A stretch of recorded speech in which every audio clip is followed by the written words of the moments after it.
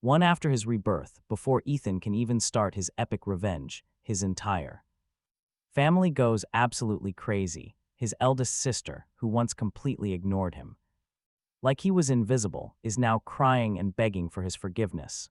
His second sister, who always treated him like her mortal enemy, is now kneeling on the floor crying, begging him to call her sister just one more time. Even his parents, who once looked down on him with disgust, are now brown-nosing him with gifts of luxury cars and huge mansions.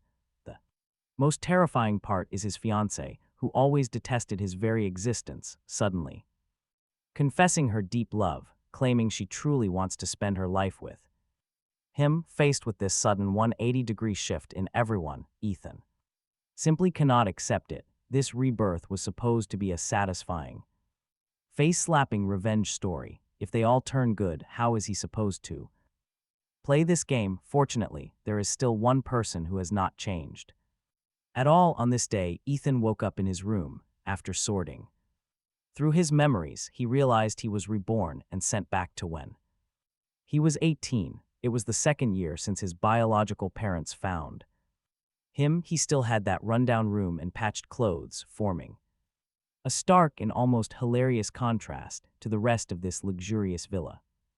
The only good news, his kidney is still safely inside his own body.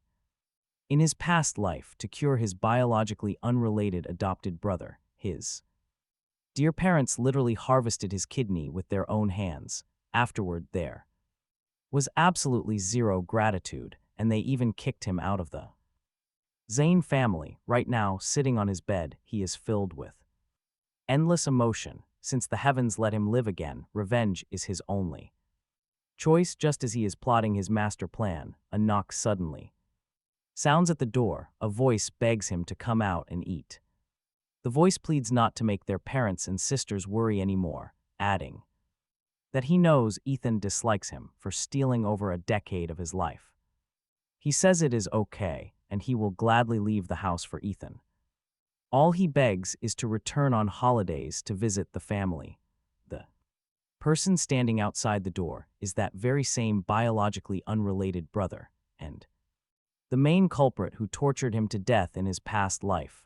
Seeing no reply, Zachary continues crying, begging his brother not to ignore him, and offering the Ferrari their father gave him, knowing Ethan wants it too, begging him not to be unhappy. Hearing this fake offer, Ethan instantly understands everything. Right now, Zachary is definitely not alone outside. Ethan just does not know whose sympathy the boy is trying to win this time. He swings open the door.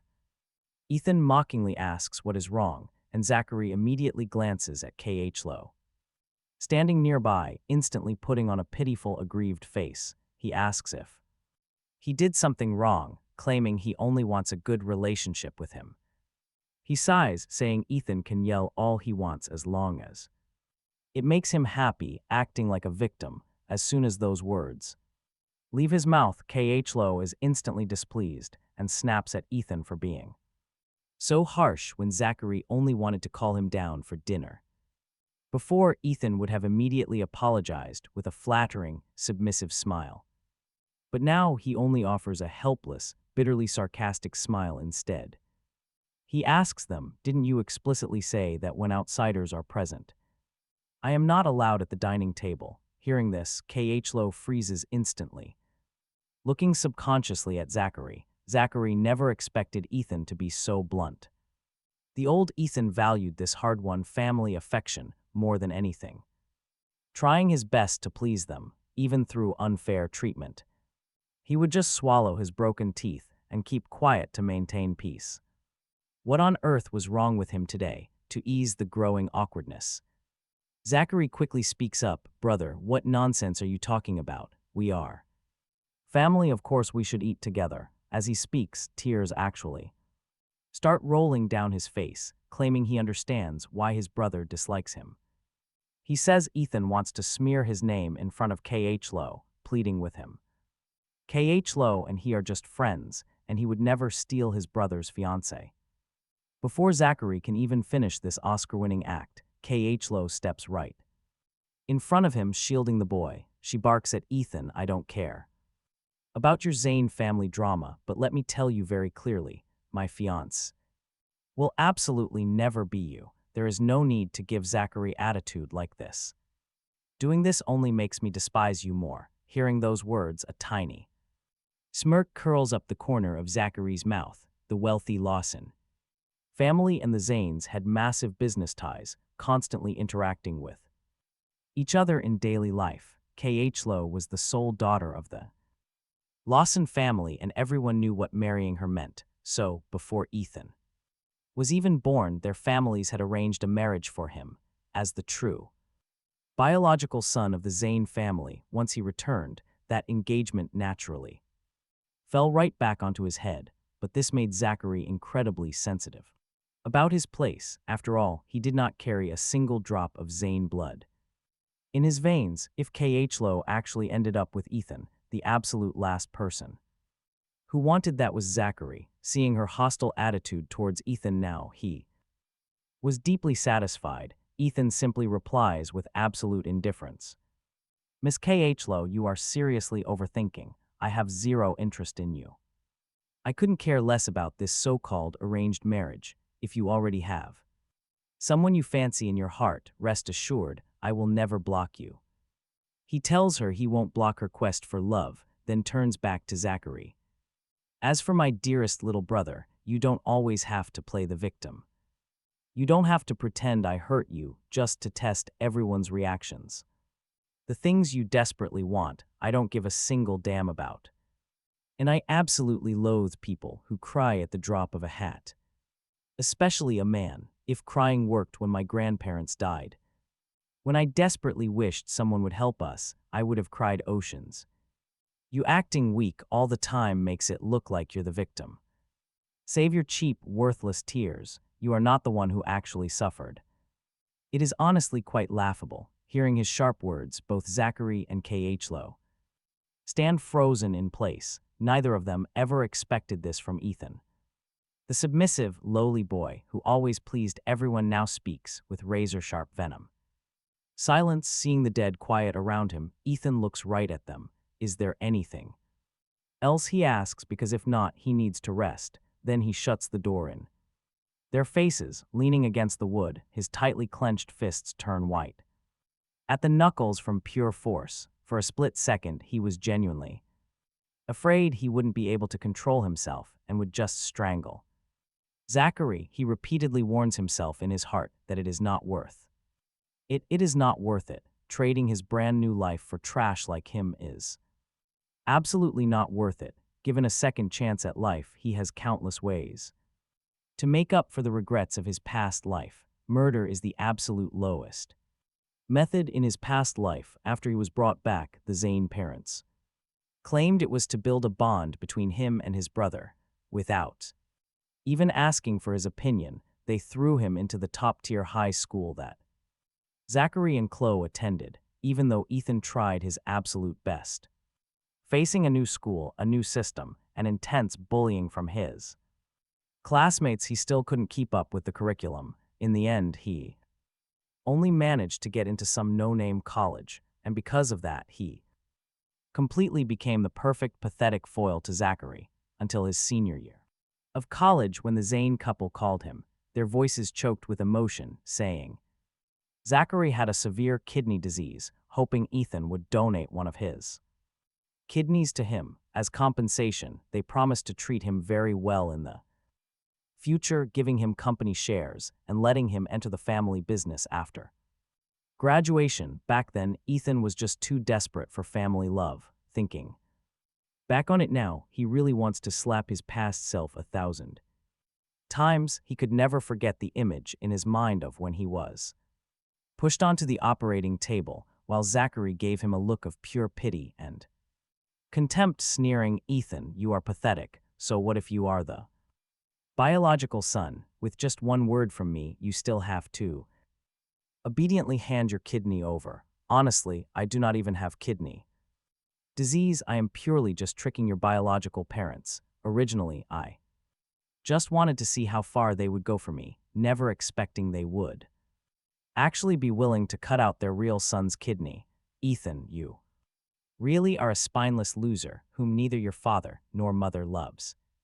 Afterward, everyone rushed to care for Zachary. Meanwhile, Ethan almost did not make it out of the hospital due to infections, although he luckily survived in the end. His bodily functions became extremely poor, perhaps purely out of guilt or a sudden spark of conscience. The Zayn couple actually did give him 5% of the company shares. In short, his past self was purely a top-tier certified wimp. As his thoughts swirl, half an hour quickly passes. That is when another knock comes from the door. Ethan gets up and opens it, seeing the expressionless Zayn parents, along with Fiona and Lana, who have anger written all over their faces, and of course, the main star, Zachary. Zachary, dad, mom, sisters, please do not be like this. Okay, it is my fault. I do not know what I did to make him angry. If you want to blame someone, just blame me for being ignorant. While speaking, he chokes up several times with Oscar-worthy timing. The second sister, Lana. Lana instantly panics, her heart aching seeing him cry. She quickly and gently wiped away the tears pooling in Zachary's eyes. She comforts him, telling him not to speak like that because he is sensible. Seeing this, Zachary puts on an act, sniffling while throwing a fearful look at Ethan. Just like that, everyone in the room understands everything. Immediately, Lana whips her head around to glare at Ethan. The disgust in her eyes is unreal, looking at him like a heinous monster. An unforgivable villain. Meanwhile, the eldest sister slowly speaks up. Fiona demands to know why Ethan bullied little Zach and made him look bad. She adds that she is truly, deeply disappointed in his behavior. Honestly, can you even blame Ethan for laughing out loud here?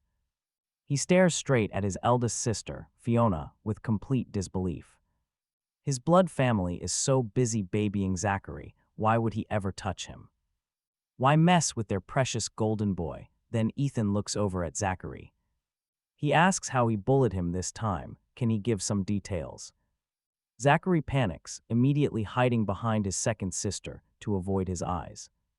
This immediately ignites Lana's fierce protective instincts. She snaps at Ethan, you made a mistake, so just admit it. She asks how he dares deny embarrassing little Zach just now. Hearing this, Ethan laughs aloud, mockingly addressing his dear second sister. They were the ones who told him he was not presentable enough. When guests are over, he is strictly forbidden from eating at the table. He was merely following their strict orders. Suddenly, Zayn speaks. The normally silent father frowns, telling Ethan his brother only meant well. As the older brother, yielding to the younger one is completely justified. Zayn demands he apologize to little Zach and just let it go. Beside him, the mother chimes in with her usual preachy lecturing tone. Since Zachary is weak, Ethan must always yield and give way. Watching this absolute circus, Ethan only finds the entire situation hilarious. He tells his family that whatever Zachary wants, he can have it. After all, there is absolutely nothing in this toxic house that he cares about. But if they think they can casually dump blame on his head, he refuses. They stare in utter disbelief, asking if he is seriously blaming them. Ethan waves his hand dismissively. That is far too serious a word. He reminds them of when they found him and brought him back. They promised to make up for 15 years, but 2 years have passed now. In all that time, only Ethan made any effort to be a good son. Yet they completely failed to keep any of their initial promises. Meanwhile, his two sisters absolutely despise and look down on him. Is this the compensation they meant? And they accuse him of bullying Zachary. Does a guy who was missing for 15 years even have that power? How could he bully the precious young master they pampered for 18 years? He asks them to name one single time he was not instantly blamed. As Ethan speaks, his cold gaze sweeps slowly across the entire crowd. Everyone frowns. Finally, Ethan looks at Zachary and demands he stop his act. Nothing but tricks and hypocrisy, pulling disgusting stunts behind people's backs. Do they take everyone for fools? Seeing this, Zachary frantically shakes his head. No, brother, you misunderstand me, he pleads. I only want us to get along. To get along better with our parents and sisters. Hearing this, he bursts into mock laughter. Is that so? Then why is his relationship getting worse? Or is Zachary just straight up lying? Take what happened just now, for instance. Asking his dear little brother if he really bullied him. Suddenly, Zachary is left completely speechless, desperately trying to hold back his tears. With eyes brimming before anyone else can defend him, the older brother smiles and says he is just kidding, but secretly envies him. Zachary has the absolute devotion of their parents and sisters, living so comfortably, while his own brother is not even deemed worthy of the nanny's room. And while Zachary receives all sorts of expensive gifts at any given moment, the older brother has not celebrated a single birthday since he arrived. But what he envies most is seeing Zachary dressed in fine new clothes, while he stands there covered in cheap flea market knockoffs. So, compared to his miserable existence, he is truly envious from his heart. Hearing this massive verbal barrage, the entire Zayn family turns pale.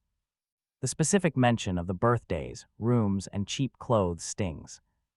Father Zayn's notoriously strict expression slowly begins to crumble.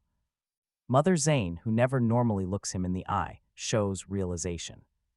Staring at the cramped, dusty storage closet converted into his bedroom, and seeing the threadbare rags he wears, she hesitates in shock. She opens her mouth to speak, but she cannot find any words. Beside her, Zachary's lips tremble as he tries to defend himself. His mind goes entirely blank. He can only cast a venomous glare. When the others are looking away, then the older brother yawns loudly. Saying it is late and he has school, he heads off to bed. But just as he turns to leave, Father Zayn suddenly stops him. He commands Mother Zayn to have the servants prepare the master bedroom. Surprisingly, Mother Zayn does not object and immediately sends them off. The older brother glances back at Zachary with a triumphant smirk. Zachary feels a cold wave of panic wash over him. Sensing an actual threat, he quickly shrinks closer to his second sister. Meanwhile, the maids open the older brother's wardrobe, freezing in place.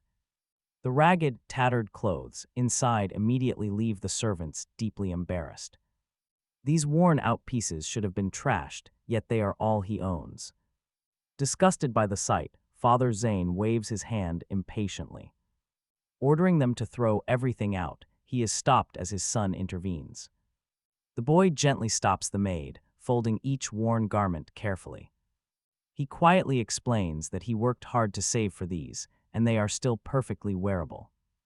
It would be a pity to throw them out. Hearing this, Father Zayn snaps. He slams them down, yelling that he sends 100,000 every month.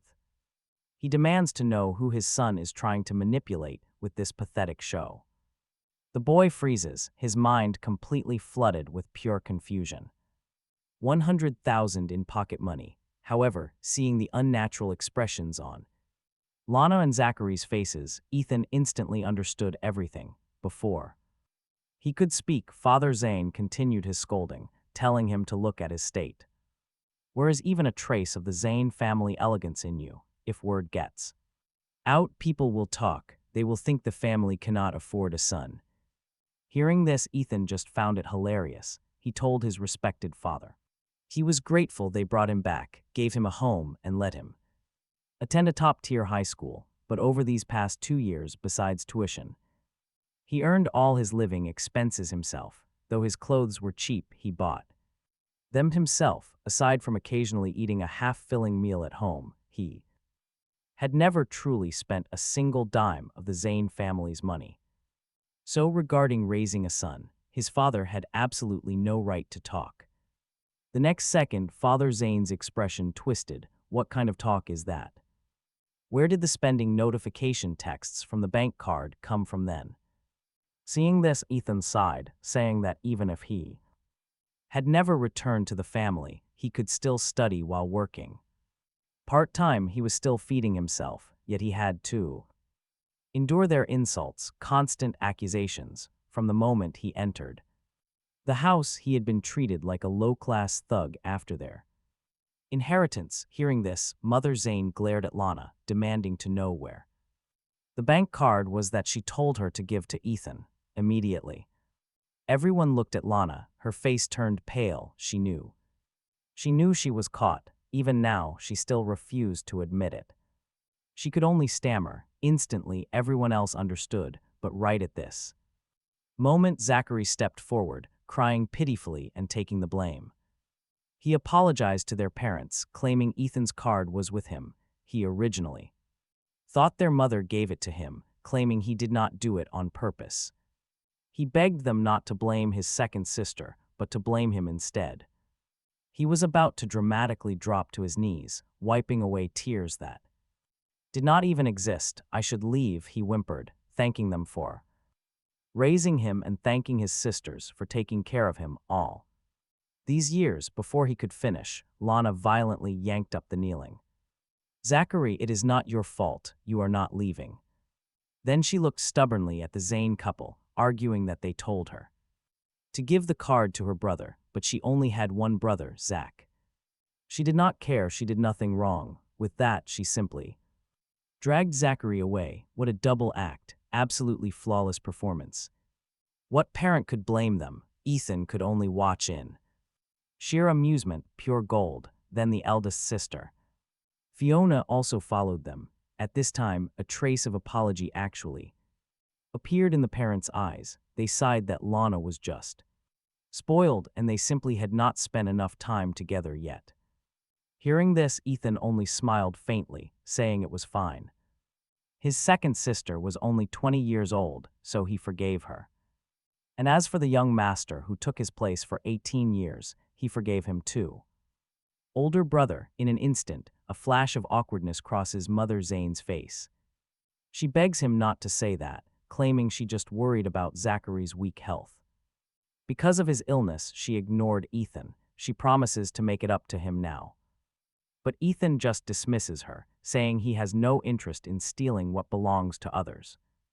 Hearing those cold words, the smiles on both parents' faces freeze instantly. They ask if he blames them, but Ethan says no, he actually wants to thank them. They taught him some valuable lessons. Then he picks up his clothes from the floor. He grins, telling them he is heading to bed since he needs to sleep. He adds that these old clothes cannot be thrown away, or he will have nothing to wear.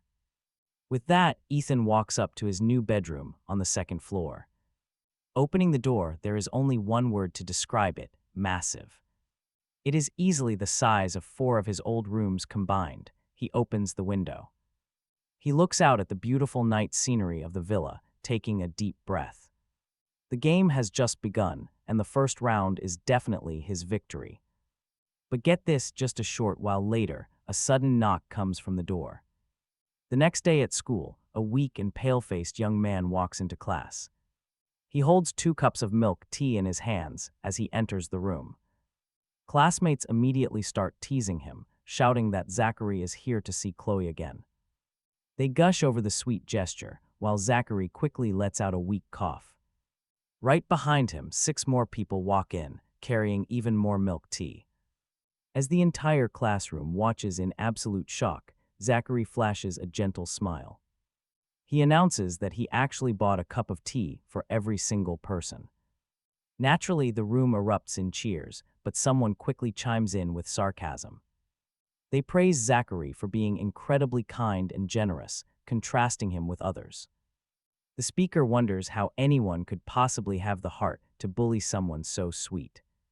With those words, they immediately turn and glare directly at Ethan's desk. Ever since Ethan transferred to this school, his adopted brother has pretended not to know him. This cruel arrangement was actually unanimously agreed upon by the entire Zayn family. Looking back on that decision today, Ethan cannot help but feel deeply amused. His parents had told him that while he was their son, Zachary was their beloved child too. They raised Zachary for over 10 years, so announcing Ethan's identity would ruin things. As the older brother, they demanded that Ethan yield to his fragile younger brother. Talk about utterly ridiculous. The real biological son cannot even claim his own name. Instead, he had to constantly bend over backward to accommodate an adopted outsider. Even though Zachary acts like a stranger, he never misses a chance to frame Ethan. After handing a cup of milk tea to Chloe, Zachary slowly turns his attention to Ethan. He begins walking over, but his steps are agonizingly slow and fragile. Every few paces, he stops to gasp for air, clutching his chest dramatically. He is putting on a masterclass in playing the brave, suffering victim. With those pitiful puppy dog eyes, every onlooker instantly wants to protect him. Finally stopping right in front of Ethan, Zachary plasters on a sweet, innocent smile. He offers Ethan a cup of milk tea, hoping they can become great friends. He weakly struggles to lift his arm, trembling under the weight of the cup. After watching this pathetic theatrical performance unfold, Ethan simply lets out a blunt laugh. He mockingly asks if his dear brother is planning to apply for an acting award. Ethan mocks him, asking if he is practicing drama school acting. Every expression is just too perfect. Zachary's fake smile instantly stiffens. He stammers, "Ethan, what is wrong with you? Even if you hate me, you cannot just go and insult my character like this." Ethan has zero interest in wasting his energy on this guy, rolling his eyes and turning back to his book, but things never go easily. Right then, the milk tea in Zachary's hand suddenly flies through the air. It splashes straight onto the hard floor, liquid exploding in every direction. The mess completely covers his own shoes, before Ethan can even react. Zachary cries out, "Ethan, if you hate me and do not want to be friends, just say so, but please, just stop bullying me like this." Instantly, angry glares lock onto Ethan. They whisper that he went too far. Zachary treated everyone to drinks. If Ethan did not want any, that is fine. But what is the point of knocking it over? They sneer at Ethan. Bully weak classmates, warning him they are reporting this to the teacher. Hearing that they are calling the teacher, Zachary quickly plays the savior. He begs them to forget it, claiming he is completely fine and unharmed. He fakes smiles, saying Ethan did not do it on purpose, hoping to change him. So the bullying stops. Honestly, this level of manipulative acting is unreal. The gullible crowd falls for it, getting even more furious at Ethan. They praise Zachary for being too nice, while Ethan has no conscience. They sneer that being friends with Ethan is worse than raising a dog. Right then, Khlo storms over. Zachary spots her out of the corner of his eye. He ruthlessly pinches his own arm, causing the skin to instantly turn red. He easily forces out a few fake tears, standing there looking completely broken. He stands there with his head bowed, playing the victim, seeing this performance. Ethan almost questions reality, wondering if he actually did something terrible. Khlo steps up, shouting that she warned Ethan never to touch Zachary again. She threatens to make him pay, yelling that his disgusting actions make her sick. She demands an apology right now, and the rest of the class instantly chimes in. They shout at him to hurry up and apologize to poor Zachary. But Ethan completely ignores the noise, keeping his eyes locked onto Zachary. He calls him out, "You really are just trash who loves playing the victim."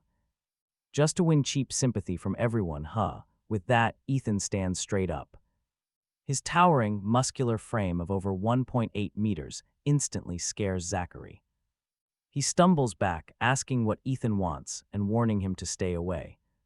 He squeals that his sister will protect him, quickly hiding behind Khlo. Ethan cannot help but snort with laughter at the pathetic sight. He mocks his perfect habit of hiding behind women, telling him not to worry. He only wants to clear things up. Hearing this, Khlo realizes something is off.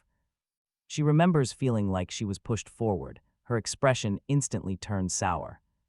Seeing her face change, Zachary quickly steps up to cover his tracks. He stammers, claiming he was just weak and terrified by Ethan's aggressive behavior. He says he accidentally tripped on the drink, forcing him to step back. He begs Ethan, asking why he is always targeting him like this. Stop bullying him. Ethan doesn't say a word, just smiling as he locks eyes. But after barely a second, Zachary guiltily shifts his gaze away. Ethan smiles slightly, telling him not to look down but look up. He points directly at the security cameras mounted at the front and back. He asks if Zachary sees them, those surveillance cameras for college entrance exams. Oh, right, Zachary was feeling unwell back then and busy getting his license. Since he skipped school back then, he probably didn't know about them. Seeing the cameras now, Zachary's face instantly turns a deep pig liver red. He quickly takes another step back, trying to escape the intense scrutiny. Zachary stammers that senior year is a crucial sprint phase for their studies. He claims he doesn't want trouble as long as Ethan stops bullying him. Hearing this ridiculous act, Ethan simply bursts out laughing right in his face. Suddenly, a voice from behind pipes up. She clearly saw Zachary throw the milk tea. She even saw him pinch himself, though her voice is soft, it carries. Because everyone is watching, the entire class hears her statement crystal clear. Instantly, the classmates start whispering and gossiping among themselves. After all, this callout comes from the student who just transferred here today. Her objectivity is completely unquestionable. Zachary stammers that she must have seen wrong. He insists Ethan was bullying him, asking if she was threatened by Ethan. He tells her not to be afraid because everyone will protect her. Mia lowers her head and responds that she isn't lying or being threatened. If they don't believe her, they can simply check the classroom cameras. She only wants to state facts, asking Zachary to please stop glaring at her. Hearing the word cameras, Zachary instantly panics and stammers an apology. He claims he was just anxious and denies glaring at her. After all, he dares not check the cameras, otherwise his carefully built persona will collapse. Mia immediately adds that he should apologize to Ethan too. Before she can even finish, Zachary glares at Ethan and grits his teeth. He mutters a quiet apology through his teeth, utterly humiliated. Turning on his heel, he prepares to flee the classroom in shame. Talk about an epic plot twist, this instantly leaves everyone completely stunned. They wonder if Zachary directed this whole drama himself to frame Ethan. Feeling the judgment of everyone in the room, Zachary wants to glare back. But remembering the cameras, he forces himself to look tearful instead of furious. Just as he turns to leave, Ethan suddenly calls out for him to stop. Ethan casually walks over and gently brushes some dust off Zachary's shoulder. He bursts into a quiet laugh, thoroughly enjoying the moment. He notes that those cameras are only active during the actual college exams. Normally, they are completely off, apologizing for giving him such a scare. Zachary shoots him a pure venomous glare, gritting his teeth in absolute rage. He lowers his head and storms out of the classroom without another word. Khlo approaches Ethan with an awkward look, but he tells her it is fine. Confused, Khlo looks surprised, but Ethan simply tells her it is totally fine. He explains that schemes like this have happened to him plenty of times before. His only hope is that class monitor Khlo keeps Zachary far away. She won't always have a witness. Hearing this, Khlo's face instantly twists. Like she just swallowed a bug, she turns and walks away in silence. Back to her seat, battle won, Ethan gets ready to thank his biggest supporter. He turns to look at Mia, but for some strange reason. Her clear eyes look incredibly hurt and pitiful, before he can even ask. What is wrong? She sits back down and turns her back on him completely. Seeing her act like she suffered some massive injustice, Ethan can only stare. He laughs out loud. She was probably terrified of Zachary's fierce final glare. Mia is just a new transfer student who arrived today, but get this. Ethan actually saw her this morning, on his way to school. A sudden commotion echoed from a dark alley. He instinctively glanced over and saw several delinquent girls surrounding an incredibly beautiful girl. One of those bullies was trying to shove a lit cigarette directly into her mouth, having been severely bullied in his own past life. Or maybe just wanting to save this cute girl, Ethan had to intervene. Without a single thought, he rushed over. He grabbed the bully's hand. with one hand while pulling the frightened girl safely behind his back. The delinquent instantly cursed at him, screaming to know who he was. Ethan calmly introduced himself as a senior, calling out their bad behavior and demanding they stop. He was not about to let this happen, not on his watch. The lead bully crossed her arms, letting out a disdainful scoff. She asked what that meant. Ethan warned her that as long as he was around, they would not touch a single hair on her head. The bully sneered, but just as she went to speak, she suddenly froze. Frowning, she muttered "psycho" and quickly ran off with her gang. Ethan immediately turned to the girl, asking if she was okay. Her eyes were lowered, but hearing his voice, she slowly looked up. Her adorable face and soft cheeks gave her a very specific vibe. She had an aura that practically begged to be bullied. Ethan quickly lowered his voice, telling her not to worry. The bullies were gone. She stared up with clear, bright eyes, in a sweet, soft voice. She thanked him. That voice made him feel absolutely amazing inside. He smiled and advised her to tell a teacher next time. Whatever she did, she should not just take it. Do not tolerate them. Because she looked so defenseless, Ethan kept patiently instructing her. The girl blinked her eyes and nodded obediently, promising to remember. After saying goodbye, he left, but he never expected this twist. The very same girl actually transferred into his class the same day. She even became his desk partner. That explains her helping him today. Though Ethan had no memory of anyone named Mia in his past life, she still saved his skin today. He gently poked her arm, offering candy. Mia saw the treat and smiled instantly, carefully taking it from him. She looked up with wide eyes and said something that broke his heart. She whispered that Ethan was the first person to ever give her candy. Hearing that tragic confession, Ethan could only sigh deeply in his heart. To grow up this big and never receive a single gift, what kind of life had she lived before? But it actually made a lot of sense. She was a beautiful girl with a soft, easily targeted personality. Naturally, some people would inevitably dislike her. Getting picked on was her sad reality, so Ethan immediately made a choice. He patted his chest and proudly declared that he would have her back from now on. No one would dare bully her again. Hearing this promise, Mia nodded excitedly. Then she put the candy into her pocket and gently patted it with a small smile. Then she softly asked who that guy was, wondering why he had tried to frame him like that. He dismissed the guy as a complete nobody, warning her to steer clear of people like that. She could not be as stubborn as she was today. Hearing this advice, Mia blinked in confusion, saying that Ethan was simply far too kind for his own good. She warned him that he did not understand how dark and sinister some people could really be.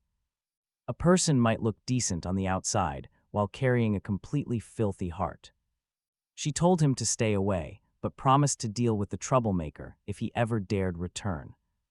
After nodding vigorously, Mia turned all her attention right back to her schoolwork. Once school ended, a blushing Mia suddenly handed Ethan a small piece of folded paper. She told him to call her if there was ever a problem he did not understand. With that, she hurried away without looking back, staring down at the long string of phone numbers. Ethan felt deeply moved. This second life was bringing unexpected happiness. But the moment he arrived home, and get ready for this, his happiness vanished.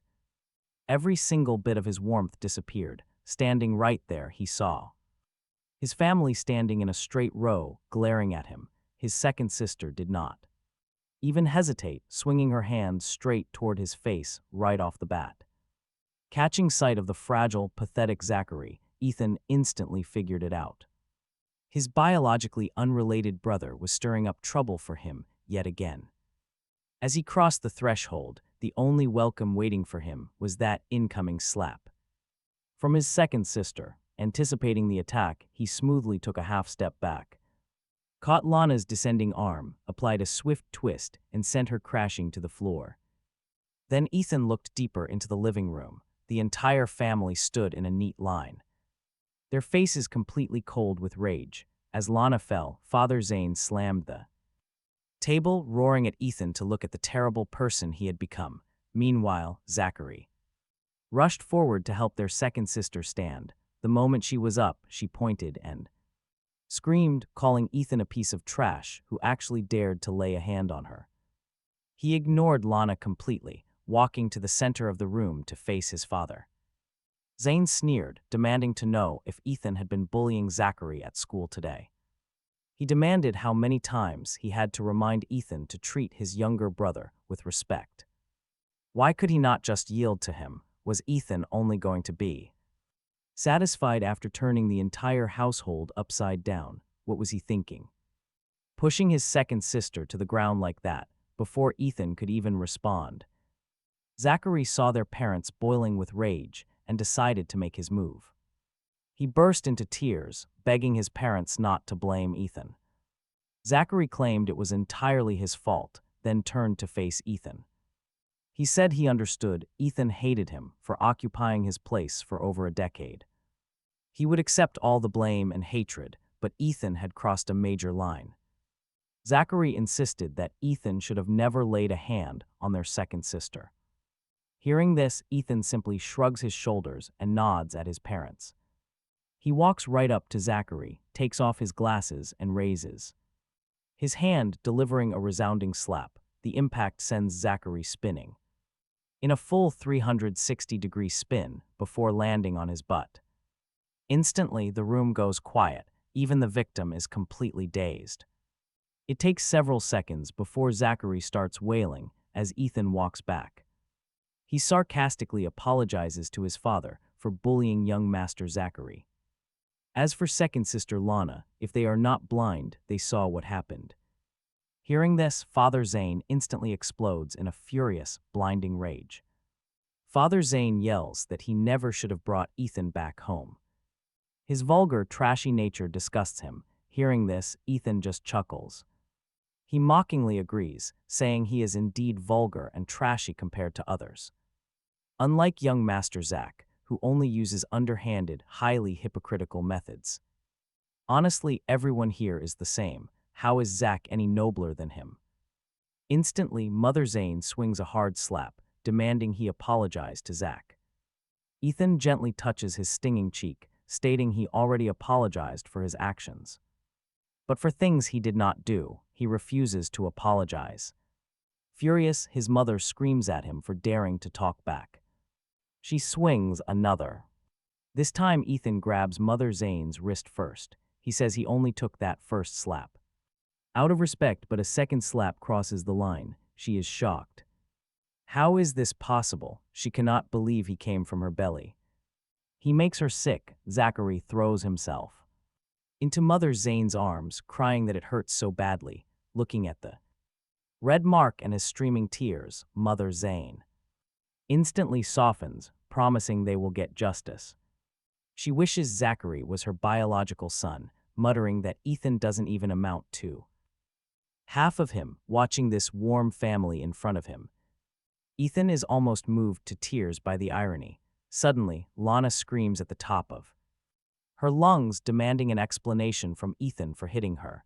Hearing this, he slowly walks right up to Lana, wondering what kind of explanation his second sister wants. They only ever listen to Zachary's one-sided story, instantly blaming Ethan. Did they ever bother to understand these past 2 years? How many times has Zachary claimed Ethan bullied him? Is he really that stupid?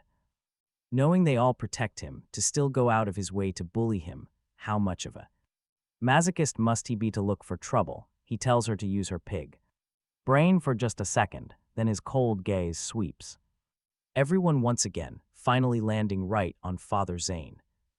Whatever he has done, he will own up to, but no one can force a fake confession.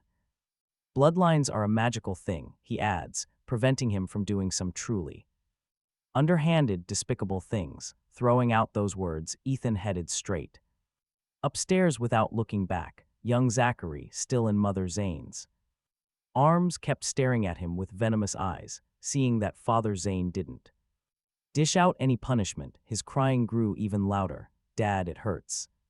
He had never stood up to them like this. Feeling thrilled, Ethan returned to his room, he threw himself right onto the bed. It was a total victory. This was his first major clash with the Zayn family, and it felt pretty damn good. He quickly took out his phone and added Mia. That night, Ethan slept comfortably, so comfortably he woke up 10 minutes late. The next morning, he rushed out to grab a few steamed buns to eat while waiting for the bus. Right then, a black sedan slowly drove by. The passenger in the luxury car frowned upon seeing Ethan, assuming he was playing hard to get. She scoffed at him. She thought she knew his true colors by now. Just then, her phone rang with a text from Zachary, begging her to help persuade Ethan. Zachary blamed a misunderstanding. He wrote that Ethan beat him up and was now hogging the family car, forcing him to walk. Left with no other options, he begged for help. Could Chloe pick him up? Reading this, she subconsciously looked at the bus stop, a trace of confusion appearing in her eyes. However, she still had the driver turn the car around. The moment Zachary spotted Chloe's car, his legs stumbled forward as if he might trip and fall at any moment. Seeing this, Chloe quickly got out to help him, asking if he was all right. Hearing her voice, Zachary forced out a weak and bitter smile, claiming he was fine. He blamed his brother's tantrum for forcing her to take a detour. He apologized profusely for the trouble, but as Zachary spoke, he played his hand. He opened the car door, perfectly exposing his bruised right cheek to Chloe's view. Sensing her gaze, he deliberately pretended to have forgotten to hide it, hastily turning away with a soft whimper. He begged her not to look. Right on cue, tears instantly started streaming down his face as he begged her to look away. He cried for his dignity, claiming Ethan had beaten him. He sobbed, dramatically bursting into loud tears while crying out that it was all his fault. He cried that he should have left the family the day Ethan returned. That way his brother wouldn't hate him. Hearing this, Chloe sighed, insisting none of this was his fault since they were just kids back then. They couldn't control their adoptions, but Zachary kept weeping, saying Ethan hated him. He complained that Ethan felt robbed, even though Zachary claimed he gave everything up for him. He wailed about why Ethan still bullied him, begging Chloe to talk to him so his brother would finally leave him alone. He cried that he simply could not take the abuse anymore. Hearing this, Chloe immediately promised coldly that she would get justice for him. Zachary warned her that Ethan would definitely deny hitting him when the time came. He added that Ethan would claim he took the bus, pleading with her to avoid conflict. He pretended to worry that Ethan might harass her. Hearing this, Chloe was instantly jolted. Wait, she had clearly seen Ethan board the bus with her own eyes. Did he really come back for the private car? And honestly, can you blame her for finally seeing through him? Zachary had clearly overplayed his hand. On the way to school, he kept talking. Zachary begs Khlo not to hate their brother, claiming his own ignorance is the real problem. He hesitates, telling her there is one more thing he is unsure about sharing. Before Khlo can even reply, Zachary claims that their brother is actually a violent maniac. He alleges Ethan beat him and even struck their second sister. He adds that their father was left speechless with rage, while their mother cried.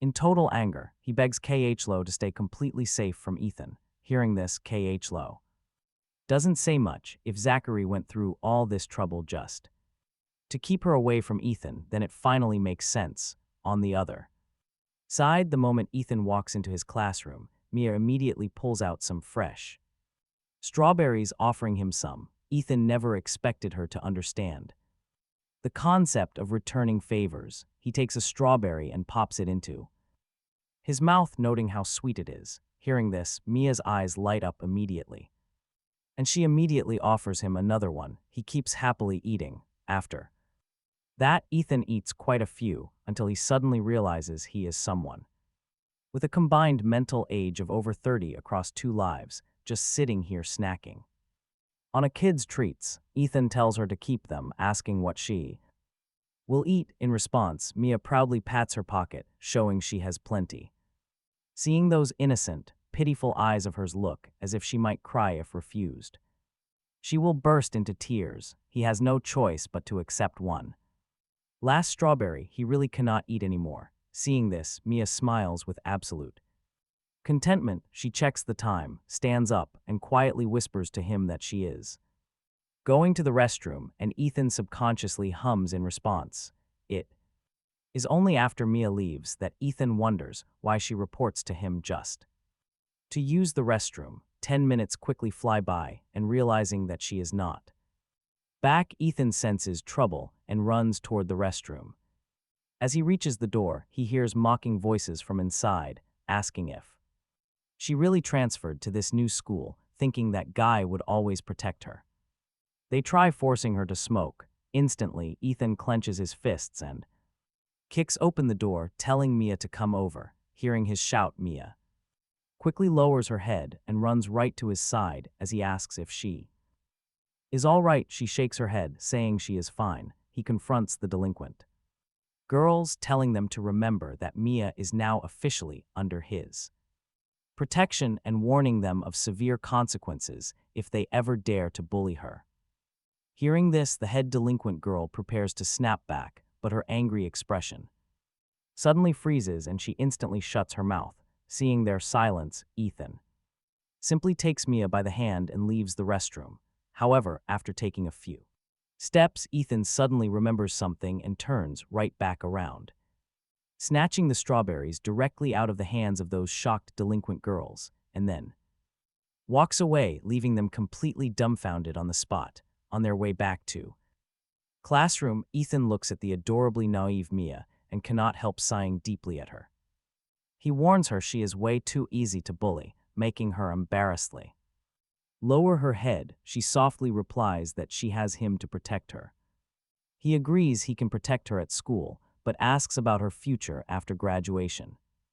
Ethan tells her she must learn to stand up and say no. Hearing this, Mia nods. Ethan then asks her to hand over the strawberries from her pocket. Mia quickly reaches into her pocket, prompting Ethan to step in immediately. He pinches her cheek, reminding her she is supposed to say no. But she just nods seriously, leaving him totally helpless as he pats his head. Right at that very moment, a sharp voice suddenly cuts through the air, calling out that Ethan is completely beyond saving, asking if he enjoys bullying others, asking if picking on Zachary was not enough and why he targets new students. Hearing the accusation, Ethan glances over at Zachary hiding right behind Khlo.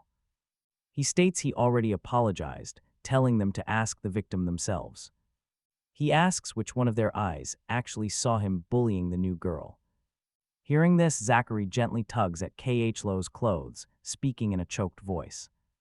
He tells her to forget it, then turns to address Mia directly. He tells her not to fear, calling Ethan a bit vulgar but harmless. Mia looks utterly confused. She points out that calling someone vulgar right to their face is extremely impolite, and asks why a guy like him is constantly hiding behind a girl. She questions why he keeps insisting that Ethan is bullying him. Since they are not even in the same class, does he seek him out? If Ethan is truly that terrifying, why would he only target one specific person? The brutal logic leaves Zachary completely dumbfounded, forcing him to step forward. And just like that, his little act gets exposed.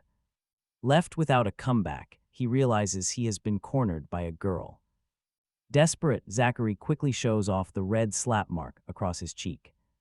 Seeing the bruise, Khlo flies into a rage and demands to know the truth. Ethan steps closer and nods, admitting the mark looks a bit small for his hand. But he insists that details do not matter since he already offered an apology. Khlo snaps back, asking if she can just slap him and apologize too. Ethan pauses for a moment, seriously considering her bizarre proposition. He solemnly replies that under very specific circumstances, he might allow it. His blunt response causes Khlo to knit her brows in deep frustration.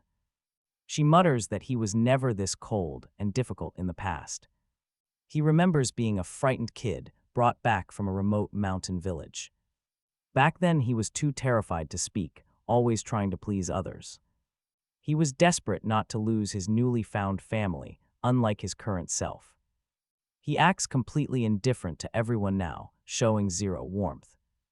And he even bullies Zachary. Ethan can only let out a bitter laugh, wondering if he must silently endure false accusations just to be considered good.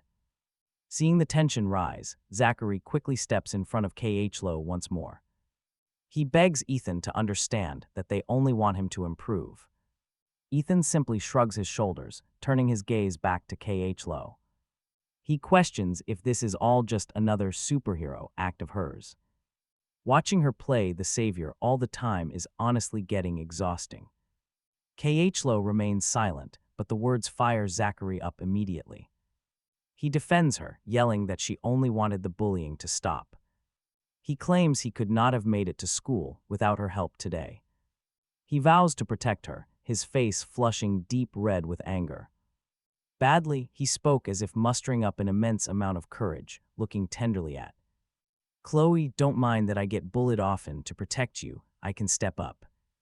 Bravely too, even though my body is frail. For you, I would hold up the sky.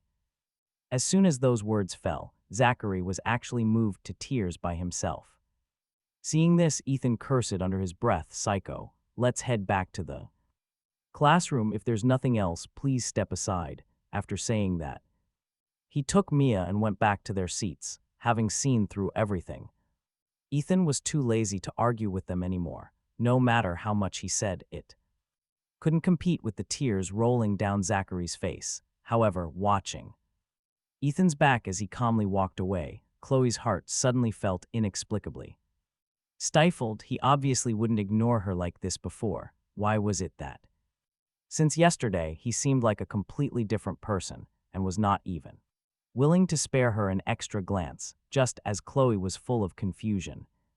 Zachary beside her spoke up again. "Chloe, please don't blame brother. He just has some misunderstandings about me. I believe one day when the misunderstandings are cleared up, he won't treat me like this anymore. If it were a normal day." Hearing Zachary say this, Chloe might have felt he was very sensible, but right now, hearing these crying and whining noises, she only felt annoyed. "Class is starting soon. Let's go back to our classrooms first." After saying that, Chloe returned to her own class. Watching Chloe's back, Zachary immediately dropped his aggrieved act. Instantly, a smug smirk hooked the corner of his mouth. "Ethan, no matter what, you can't beat me. Mom and Dad are on my side, and now even Chloe has started to despise you. What right do you have to compete with me? So what if you're the biological son, the one who is unloved, is the true trash?" Zachary then touched the slap mark on his face again to keep this handprint. "I suffered quite a bit, just you wait. One day I will make you taste this kind of pain too. That day is not far off." Very quickly, a class ended. A bunch of students from other classes suddenly appeared at the door of Ethan's classroom. Look, the guy sitting at the very back is Ethan. He's the one who beat Zachary up like that. People like him only bully the weak and fear the strong. Everyone knows Zachary has a weak constitution. Let him try bullying someone else, see if he still dares to. Hearing these voices, Mia couldn't help but frown slightly. However, right at this moment, Ethan smilingly said to her, "Do you believe me? Zachary is definitely hiding somewhere outside the classroom right now. The moment I make a sound, it will only take a few seconds for him to jump out and start apologizing. And then he will say some totally nonsensical garbage." Hearing this, Mia giggled. "Really, just watch." With that, Ethan directly stood up from his seat. "Are you guys really that bored?" At the same time, he walked forward with one hand behind his back, extending a finger as he walked. Mia silently counted along in the back. 1 second, 2 seconds, 3 seconds. Sure enough, right on cue, Zachary appears, begging Ethan not to be angry. Zachary claims they are just his good friends who got worried seeing his bruised face. He begs Ethan not to mind them, asking to take all the blame instead. He tells Ethan to punish him instead, while Ethan just shoots him a freezing glare. It really felt like he summoned his courage out of thin air. since he remained completely quiet. Zachary immediately kept begging him, pleading for Ethan not to be angry at his friends. They apparently acted without thinking, so he shouldn't blame them. Ethan simply let out a slow sigh before speaking in a calm, heavy tone. He told Zachary to take his friends and leave, instantly ruining their expressions. One of them snapped, demanding to know what that was supposed to mean. The guy claimed Ethan made it sound like he was justified in hitting them. Ethan just shrugged his shoulders with complete nonchalance, asking if they were deaf. He pointed out that Zachary was literally just begging for their forgiveness. This immediately set the guys off, yelling about who actually needed his forgiveness anyway. They warned him that bullying Zachary did not mean he could bully them. They claimed they were not spineless enough to get beaten and beg for mercy. Zachary was one thing, but if Ethan dared to touch them, he would regret it. Ethan did not even bother to reply, simply giving Zachary a knowing smile. Zachary's face contorted as his own friends essentially called him weak and pathetic. Being labeled spineless in front of everyone was a devastating blow to his ego. Seeing Ethan smile, Zachary snapped, warning him not to push things too far. He claimed he could endure the bullying himself, but he would protect his friends. Ethan merely smirked at this heroic act and took a slow step forward. His athletic build of over 1.8 meters made the frail Zachary look tiny. As Ethan slowly raised his hand, Zachary flinched and quickly backed away. Ethan let out a soft laugh, gently reaching out to adjust Zachary's collar. He whispered for his little brother not to fear, since he never bullied without reason. Telling him to go back to class was a move with zero physical damage. Talk about a massive emotional blow, this completely destroyed Zachary's pride. Feeling totally humiliated, Zachary threw a pitiful glance over toward Khlo in the distance. Khlo immediately chimed in, asking Ethan if they could just drop the matter entirely. Ethan turned his head, asking if the class monitor had suddenly gone deaf as well. He reiterated that class was starting, pointing directly at the group of intruders. These guys refused to leave, yet Khlo was somehow expecting him to back down. He asked if she planned on forcing him to apologize to these troublemakers. They entered his classroom specifically to humiliate him in front of everyone. Yet Khlo still wanted him to bow his head and politely ask them to leave. He mockingly wondered if that was the only way to satisfy her double standards. Khlo could only stare at him, her eyes instantly filling with heavy tears. She could not understand why he was acting like a completely different person. And honestly, can you blame her? He was no longer yielding to her whims. Ignoring her tears, Ethan quickly shifted his cold gaze back onto Zachary. The hero wannabe instantly lost his nerve and began to stutter. He fearfully stammered, asking what Ethan wanted as Ethan lowered his voice to a whisper. He mockingly asked his dearest little brother if he expected an apology from him. Zachary hissed back in a quiet tone meant only for the two of them. He warned Ethan not to get cocky, promising to return this humiliation twofold. He sneered that the unloved child is always the real trash of the family. He mockingly claimed that acting like this would never make Khlo love him. Zachary sneers that Khlo hates guys who play hard to get, calling it a cheap trick. He warns Ethan that playing mind games will only end with Ethan getting destroyed. After that parting threat, Zachary glares, turns on his heel and walks away. Then Ethan looks at Khlo. Ethan tells her flat out that he knows she and the others always take Zachary's side. He knows she will never believe him anyway, but if she really cares about Zachary, she should warn him. He tells her to warn him since Ethan never starts trouble. With that, Ethan heads straight back to his desk. Mia is looking at him with pure admiration, earning a faint smile. That, he tells her, is how you tear a fake person to shreds. Mia eagerly nods along. She calls him amazing, noting how he stood his ground completely outnumbered without showing any fear. She admits she would have been too terrified to speak, hearing her praise him. Ethan shrugs off the massive wave of sweet flattery. It is nothing, having survived a whole lifetime and faced death. This childish schoolyard drama is nothing but play acting to him. Of course, his quiet confidence is also backed by massive physical power. Even after losing a kidney to boost his health in his past life, he never stopped training. He kept working out relentlessly, to put it simply. If a real physical fight broke out, he was not afraid of anyone.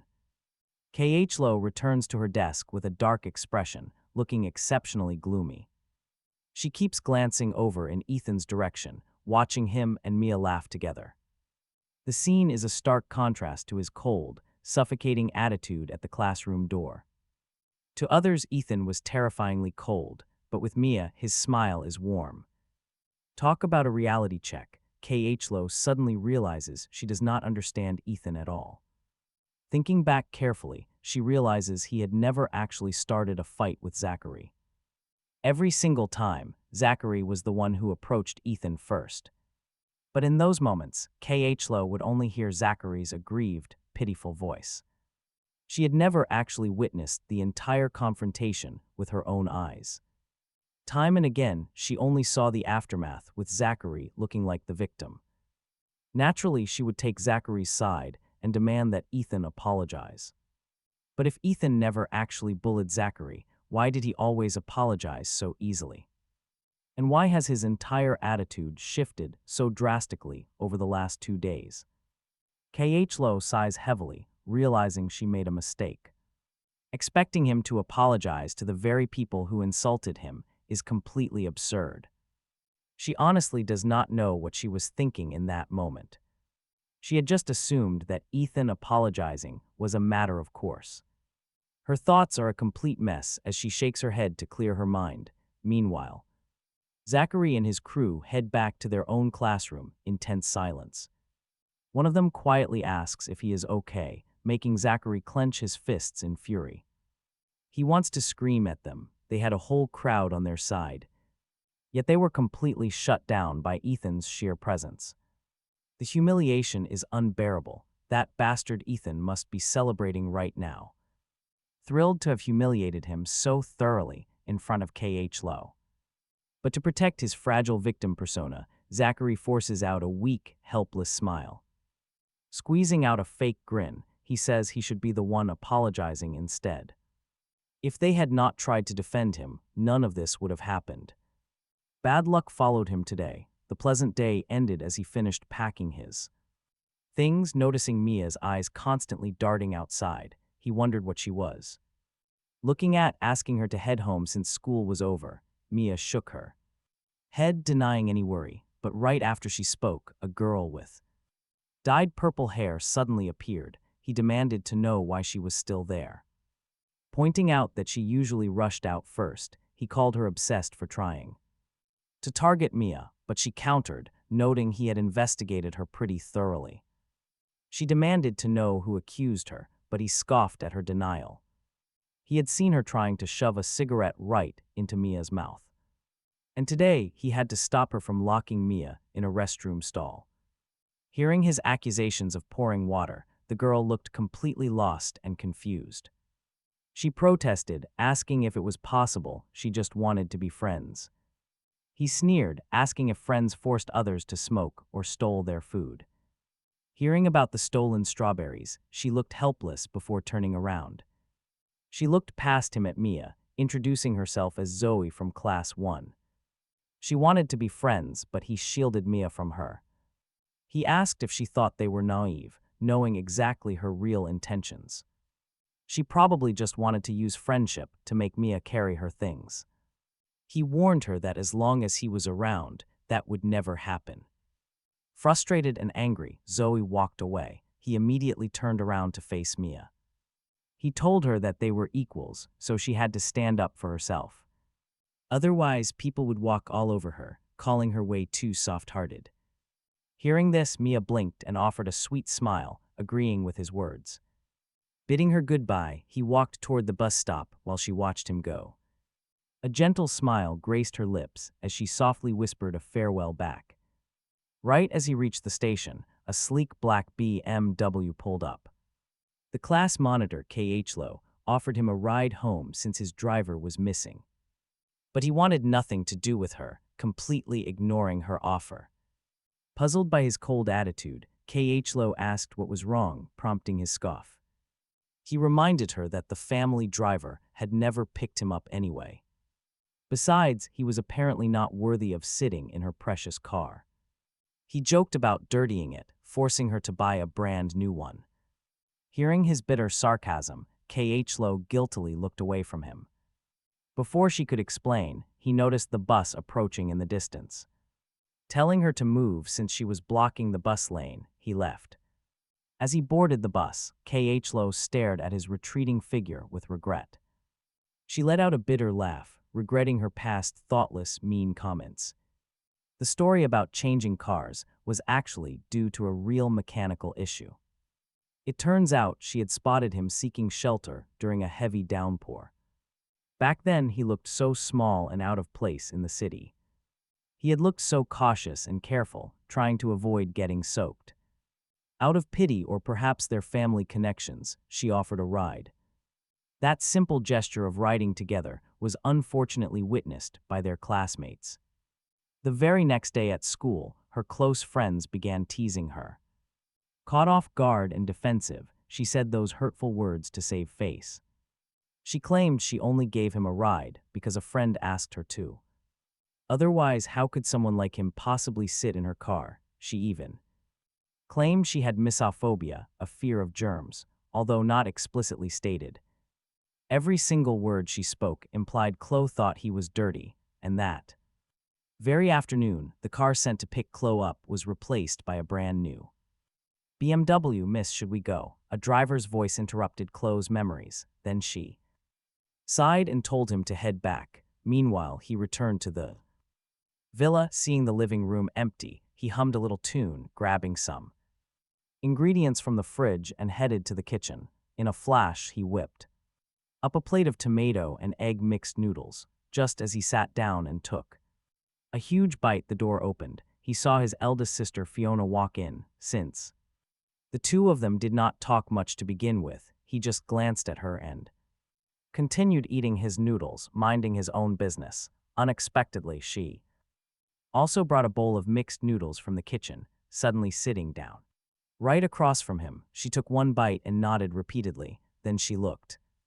at him, asking if they could talk. He raised a hand to interrupt Fiona. Hold on, he said, then rapidly devoured the noodles on his plate.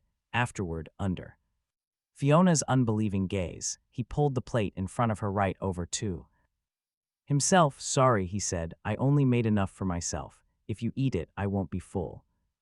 If you're hungry, you can order takeout or cook something yourself. After saying that, he sat back down. Oh right, what was she saying about talking? Talk about what? Seeing this, Fiona let out a cold huff of sheer annoyance, slamming her chopsticks onto the dining table. Then she took a deep breath to calm her emotions. Only then did she speak. I heard you hit little Zach.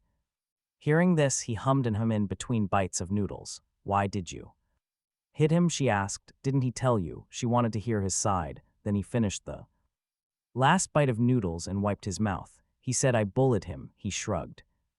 Did you? She asked. Do you think I did? She asked if Zach framed him and thus he decided to just hit him instead of being falsely accused. He might as well make the accusation of bullying a reality. Is that it? Hearing this, he chuckled softly. You can think of it that way too. Hearing this, Fiona did not answer immediately. Instead, she looked at him in silence. She realized he had truly changed. Last time when conflict erupted in the house, he went from being the involved party to acting like a playful spectator, enjoying the drama, making his transformation incredibly obvious. After a long time, Fiona told him that before he came back, this family was very harmonious. He nodded, replying that he knew what she wanted to say. At first, when they found him, he actually felt very lucky. At that time, having lost his grandparents, he thought he had no more relatives in the world, but their appearance told him he still had a mom, dad, and sisters. They even promised to properly make up for those lost 15 years, speaking up to. Here he looked seriously at Fiona, asking if they thought he only came back because he was greedy for the Zayn family's wealth, right? Hearing this, Fiona did not answer. He asked why they even came looking for him. If they had not, wouldn't they have avoided this whole situation? The next second, Fiona furrowed her brows and opened her mouth, but she could not say a single word. Ethan sneers. He asks why they brought him back just to judge him. He realizes that no matter how hard he tries, he can never change their attitude. For the longest time, he actually tried to comfort himself with excuses for his family. Perhaps it was just because he had not been back home long enough. He wanted to believe his parents and sisters loved him, otherwise why bring him back? Why travel thousands of miles for him? He thought they were just unfamiliar with each other. He kept hoping that things would eventually get better as they spent time together. But reality has finally proven that he was just being incredibly naive. Ethan stands up and stacks the plates, admitting he never would have returned if he knew. If he knew his biological parents and sisters would treat him with constant suspicion, he would have chosen to stay away rather than suffer this endless disrespect. He picks up the dishes and asks Fiona if there is anything else she wants to say. But Fiona remains completely silent, unable to process the harsh reality of his words. She stands there frozen with hollow eyes, completely lost in her own thoughts. Ethan turns around and walks away, a cold smile tugging at the edge of his lips. He sneers. His own family is just too hypocritical to bear. When Fiona finally snaps out of it, she finds herself entirely alone in the quiet room. You have to wonder why even bring Ethan back just to treat him like this. Why torment him? Fiona clenches her fists in absolute frustration. His devastating words echo in her head, playing over and over without stopping. He had said he would never have come back if he knew their true colors. His gentle smile while saying those harsh words made it hurt even more. That calm smile of his contrasted sharply with the devastating truth of his statement. His words felt like a freezing blade piercing straight through her chest. Suddenly, she breaks. An overwhelming wave of intense guilt floods her heart. It is so suffocating that even taking a breath brings a sharp, stinging pain.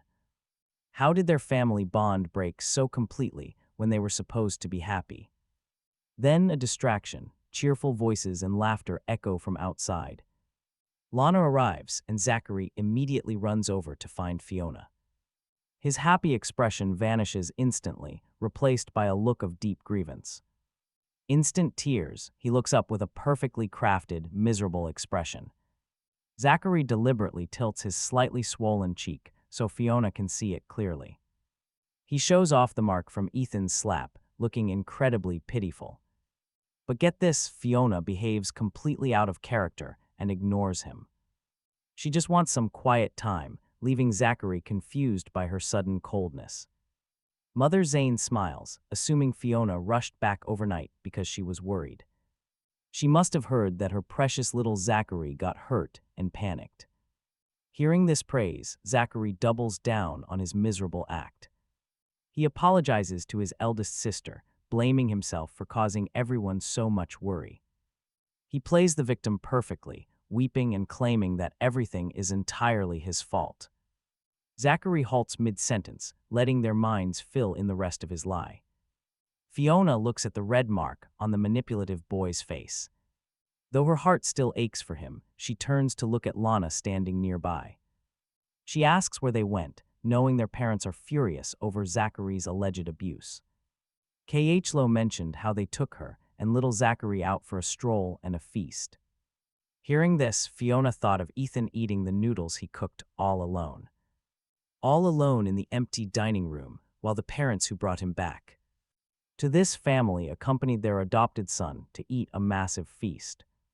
Who actually cared about the biological son? Thinking of this, Fiona sighed with a bitter laugh and walked toward her room, saying she was tired. Watching Fiona head upstairs to rest, Zachary frowned with a sudden doubt. An uneasy feeling crept over him as everyone retired to their rooms. Moments later, Zachary knocked persistently on Ethan's bedroom door. Hearing the endless knocking, Ethan simply rolled his eyes in disgust. He eventually opened it, knowing the idiot would knock all night. Zachary immediately smirked. "Brother, why did it take you so long?" He sneered that they were completely alone, so Ethan could stop his pathetic act. His fake hurt expression vanished, replaced by a highly provocative grin. He asked Ethan if going hungry tonight felt pretty good for him. Then he laughed, pretending he had completely forgotten a major detail. The family had gone out to enjoy expensive steak, foie gras, and caviar. He laughed mockingly, noting Ethan had probably never tasted such luxurious food. Looking at his petty scheme, Ethan knew who arranged the nanny's absence.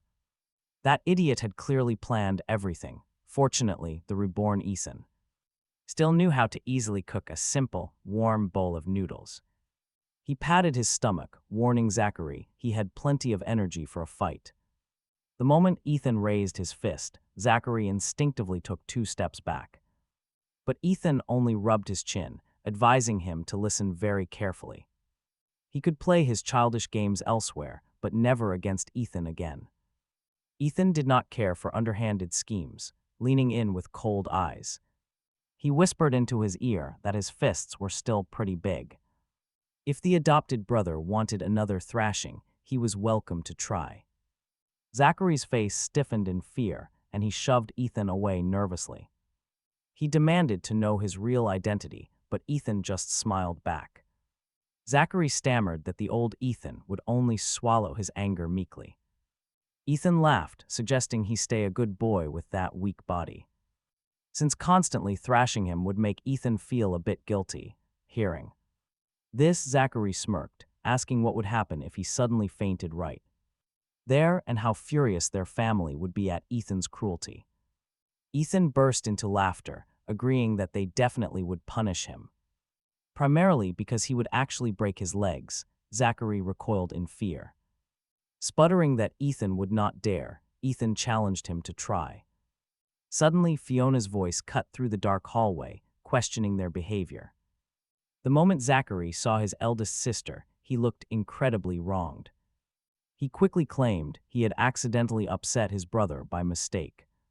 He said he only wanted to apologize so everyone could feel comfortable. He begged her not to be angry at Ethan on his account. Yet Ethan did not seem to appreciate his kind gesture at all. Zachary wiped away imaginary tears, sniffling loudly to sell his pathetic act. He sighed heavily twice, putting on a brave face and pretending to understand his brother. Zachary whimpered that Ethan was angry, otherwise he would not have bullied him. Disgusted by his lies, Ethan immediately slapped him across the face. Zachary flew backward, slamming heavily onto the floor. Ethan silently complained that the boy's thick skin made his own hand go numb. Zachary screamed that Ethan had hit him again, while Ethan coldly asked if he thought this was a joke. Zachary instantly started crying loudly, and the commotion quickly drew everyone over. Mother Zayn rushed in, asking what was wrong. Sobbing heavily, Zachary managed to choke out that Ethan had hit and bullied him again. Hearing this, Mother Zayn instantly raised her hand to strike, but her arm was caught. Ethan stopped her midair, coldly warning her that yesterday's slap was his final act of respect. He told her she was pushing it, making her scream that she regretted ever giving birth to him.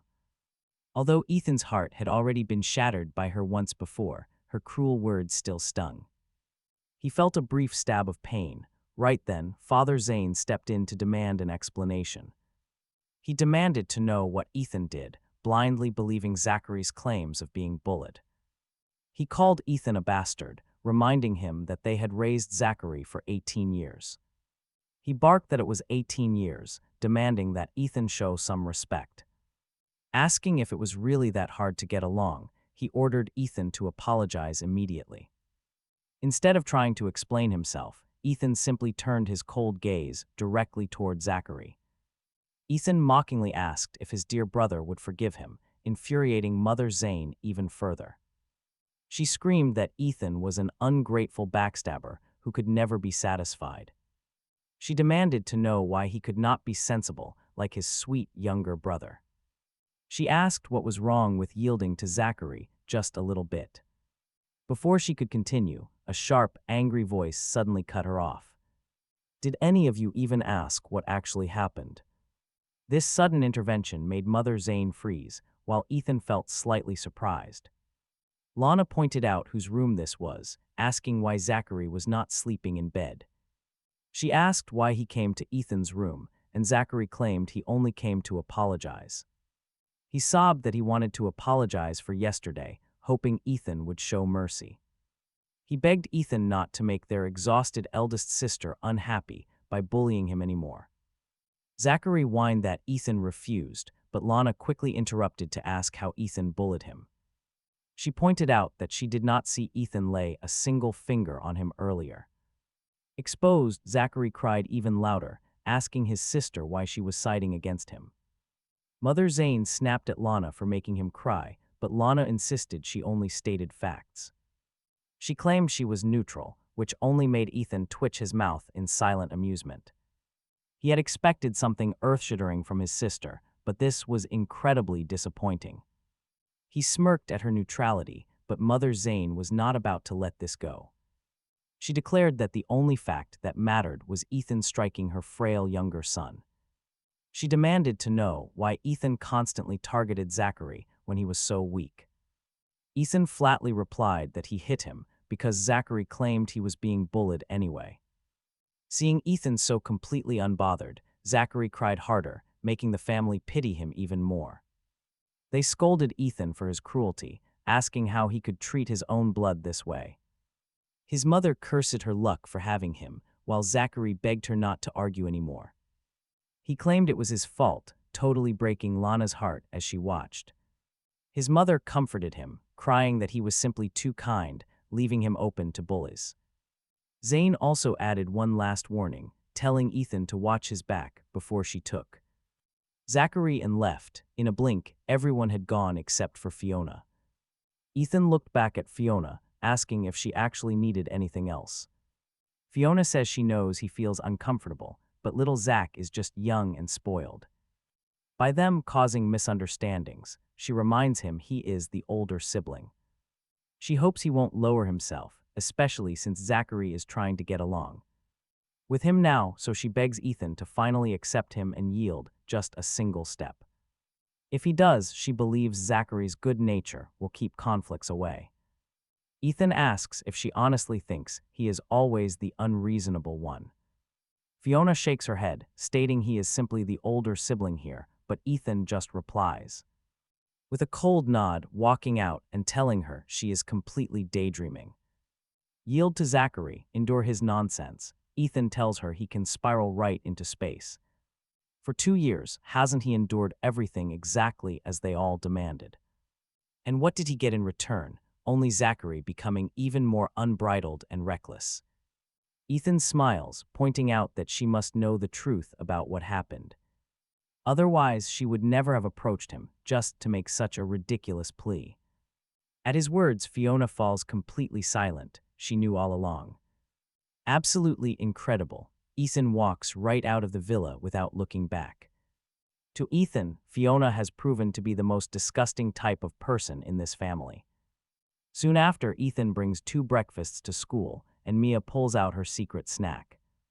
Stashed grapes so the 2 of them can happily enjoy breakfast together. Just before class starts, Nina, the brave girl who defended Chloe yesterday, slowly walks in. She walks into the classroom limping heavily, sporting severe bruises on her face. Nina looks completely terrified, facing the deep concern of her surrounding classmates. She can only force a weak smile, claiming she just had a bad fall last night. She tells everyone she accidentally tripped on her way home and is fine. Hearing this, Ethan laughs, knowing a simple fall would never cause such bruises. It is incredibly obvious she got beaten up by someone. Hearing this, Mia tilts her head. Studying Nina closely, she softly suggests that maybe it really was just a clumsy accident. Dark streets can be quite dangerous, she adds, quickly changing the subject. She calls it too scary, happily offering him more grapes instead. Right then, Chloe approaches them once more, making Ethan wonder what she actually wants now. Chloe presents her notes, offering them to Ethan in case he has any questions. She invites him to ask her directly if there is anything he struggles with. A faint smile starts to form on Ethan's face when he looks at the notebook. But just as he reaches out to accept it, someone firmly tugs him back. Turning around, Ethan sees Mia holding him back. She looks directly at Chloe. Mia proudly announces that she will tutor Ethan since she has mastered the entire curriculum. Senior year holds absolutely no challenges for her. Mia then turns her gaze back to him. As their eyes meet, Ethan slowly pulls his hand back from Chloe's notebook.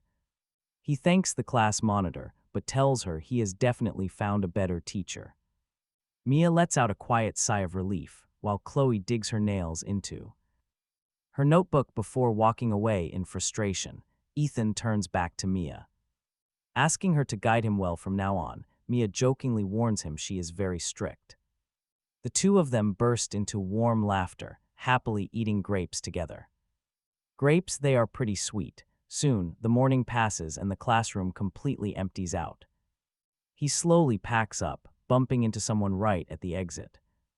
It is Chloe, who had walked out earlier. Now she holds out a lunchbox. She hands the meal over to him. He points at himself in pure disbelief. Chloe just nods. Such sudden kindness always makes him highly suspicious. He demands to know her angle. Annoyed, she tells him to eat or leave it. She tries to pull the food back, but he quickly stops her. He insists the food belongs to him now, then immediately digs right in. He eats right in front of her. Chloe sighs and tells him to slow down. No one is stealing his food. Minutes later, he snaps the empty container shut. He warns her that if this is about Zachary, she should stop talking. Chloe stays quiet. She silently packs the box. He wonders if she has changed. Chloe takes a very deep breath. She asks if she can simply care as a friend. That question leaves him pretty dazed. He asks if she has actually fallen for him. Chloe's heart skips a beat the exact second those words escape his mouth. Right then, a sudden loud crash from the doorway completely ruins the mood. A voice asks what they are doing. Chloe seems completely crazy today, actually taking the initiative to hand him a packed lunch. She is bringing lunch to a country bumpkin. He asks what is going on. But if this is about Zachary, he warns her to keep quiet. Chloe silently packs up the lunchbox, murmuring that it is absolutely nothing. She hesitates, then whispers about him chatting with Mia every single day. Chloe wonders if Mia can actually help him. He defends his teacher immediately. Mia is an excellent instructor who is working incredibly hard to help him. He explains it is not what she thinks. Chloe goes quiet again. She offers to help him instead, but he tells her she is annoying. He reminds her of her past hatred, then flashes a teasing smile. He asks if she actually likes him. Suddenly, a noise interrupts them. They look toward the doorway and find Zachary standing there in complete shock. His eyes are red and he stands there speechless, completely paralyzed with grief. Zachary looks at Chloe, then at him. The boy flashes a smug grin. He intentionally draws Zachary's eyes directly to the lunchbox in Chloe's hands. Under Zachary's devastated gaze, he smiles widely. Zachary stumbles back in horror. He bumps against the blackboard, completely unable to process what he sees. Tears instantly stream down Zachary's face as he stammers their names. He hangs his head, then quickly looks up with a sad, forced smile. He offers a painful congratulations before turning around to flee the room. But the moment he turns, his legs give out and he crashes to the floor. Chloe immediately rushes over to his side, asking if he is hurt. Zachary looks up at Chloe with a weak, trembling smile, shaking his head. It looks exactly like a tragic drama scene where the main character gets hurt. The hurt protagonist falls into their lover's arms, putting on a brave face to stop them from worrying. Except right now, the classic male and female lead roles are totally reversed.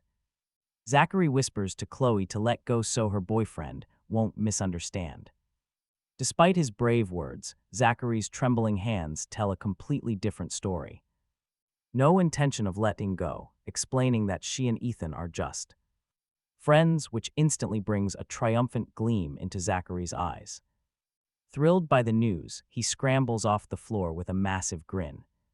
He struts toward Ethan, smugly pointing out what Khlo just said. They are just friends, telling Ethan to stop his wishful thinking. Ethan is thoroughly annoyed, too lazy to even bother arguing with the guy. He tells Khlo to take this annoying guy and get out of his sight. He just wants to take his afternoon nap in peace, which infuriates Zachary. With bulging veins, Zachary snaps, demanding to know what Ethan just said. Ignoring him, Ethan tells them both to leave, and Khlo immediately walks out. Zachary glares venomously, insisting Khlo will marry him. He warns Ethan to drop his petty thoughts right now. Before he can finish, a sharp slap echoes loudly. Ethan asks him if he knows how horribly bad his breath stinks. Disgusted by the smell of his breath, Ethan watches Zachary hit the hard floor while clutching his face. Zachary stammers in complete disbelief about being hit again, but Ethan shows absolutely no remorse. He warns Zachary once more to stop acting like a brat around him. Ethan mocks his pathetic, spoiled, and disgusting appearance. Aside from crying and snitching, the useless boy should scram. Under threat of another immediate slap, Zachary quickly scrambles back to his feet, clutching his cheek. He glares back, promising that Ethan will regret every bit of harm caused. Zachary furiously promises that he will make Ethan pay 100-fold once they return home. Ethan mockingly acts terrified at the threat, suddenly feigning a sharp lunge forward.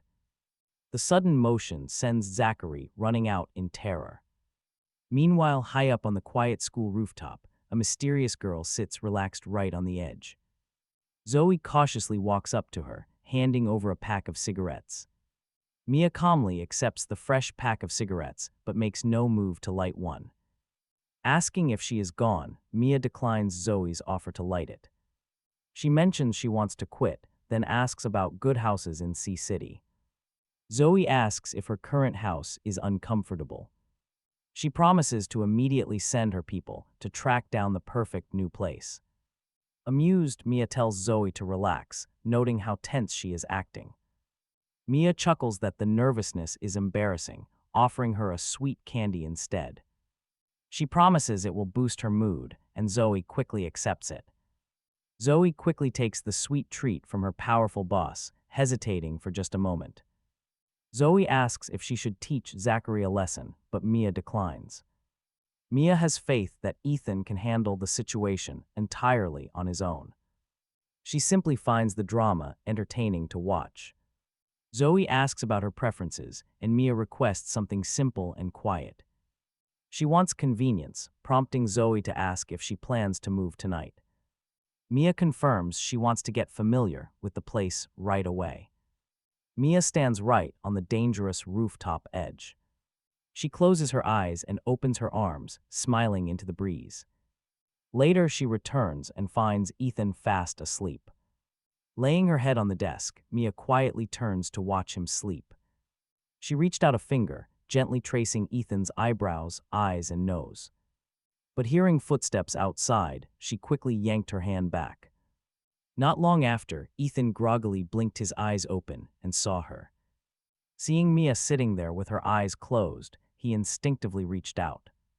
He poked her soft, tender cheek. It felt incredibly squishy and bouncy. Mia's face instantly flushed red, asking why he loved touching her so much. Hearing this, Ethan felt completely embarrassed, despite his older soul.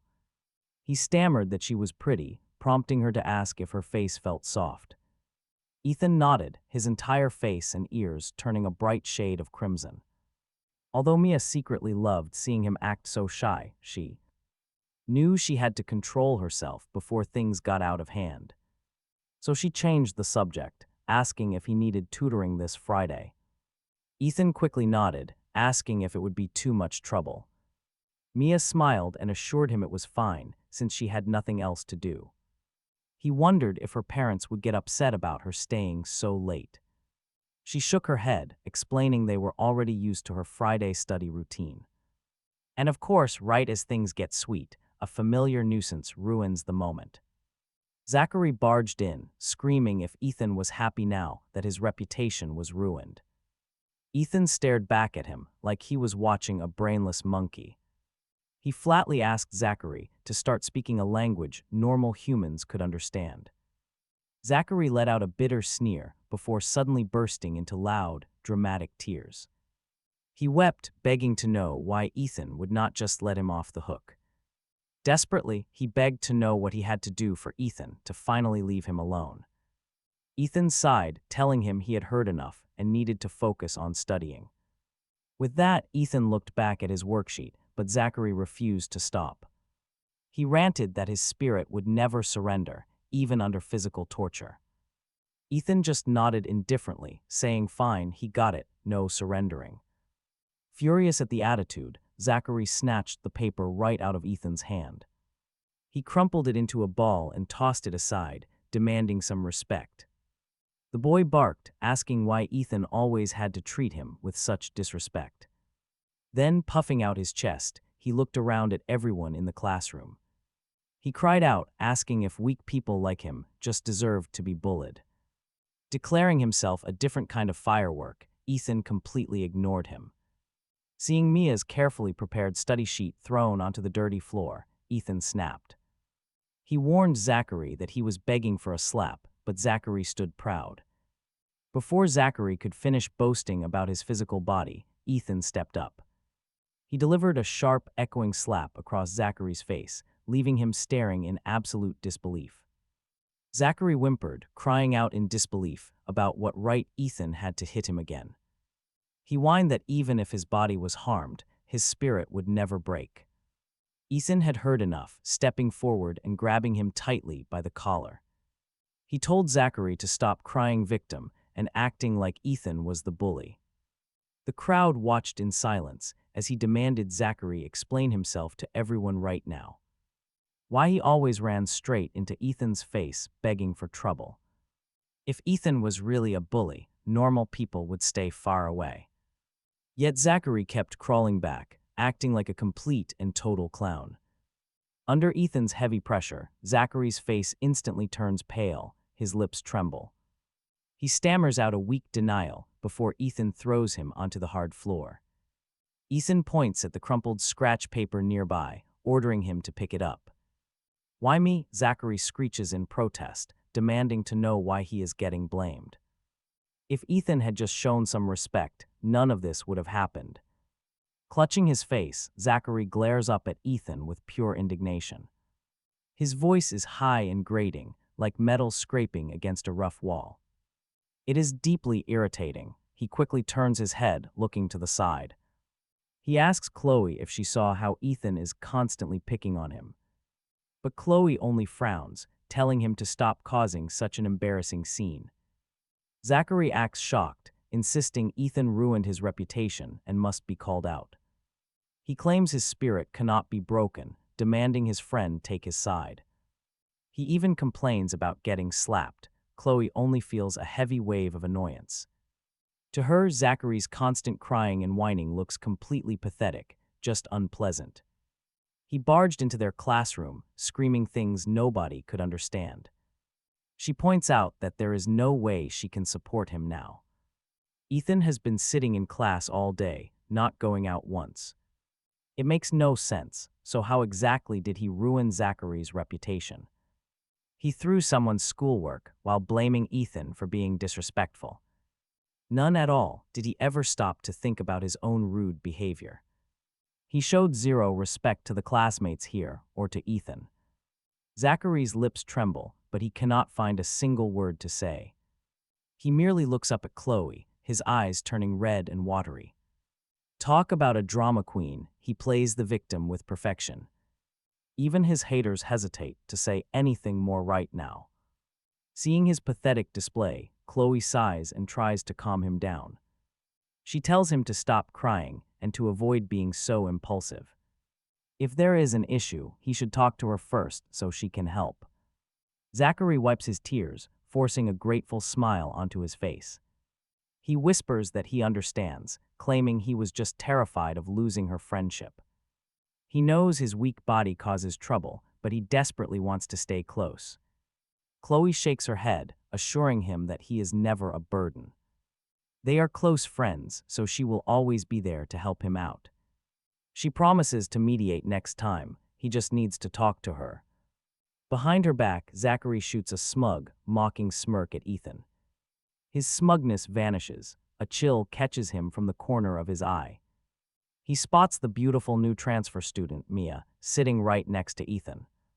She is staring directly at him, flashing an incredibly sweet but creepy smile. Seriously, she looks like a complete psycho with that creepy smile. A cold shiver runs down his spine. Suddenly, Ethan steps in to block her. Instantly, that pressure vanishes. That creepy, snake-like gaze is gone. Mia playfully pokes her head out, looking back and forth between them. Ethan sighs, deeply annoyed by this pathetic and weak guy. He pushes Mia's head back behind his shoulder to shield her. At this point, Zachary only feels deeply humiliated and completely confused. He pretended everything before was just an illusion, continuing his pitiful act by promising he would. Listen to K.H. Lowe and stop being so impulsive, but he begged classmate Ethan to please stop bullying him in the future, whimpering that his face was still swollen. And really hurt, right on cue, a tear rolled down his cheek. Even through his tears, Zachary tried to look brave, making Ethan look like some cruel villain, while Zachary played the helpless hero standing up to oppression. Unmoved, Ethan simply pointed back down at the scrap paper on the floor.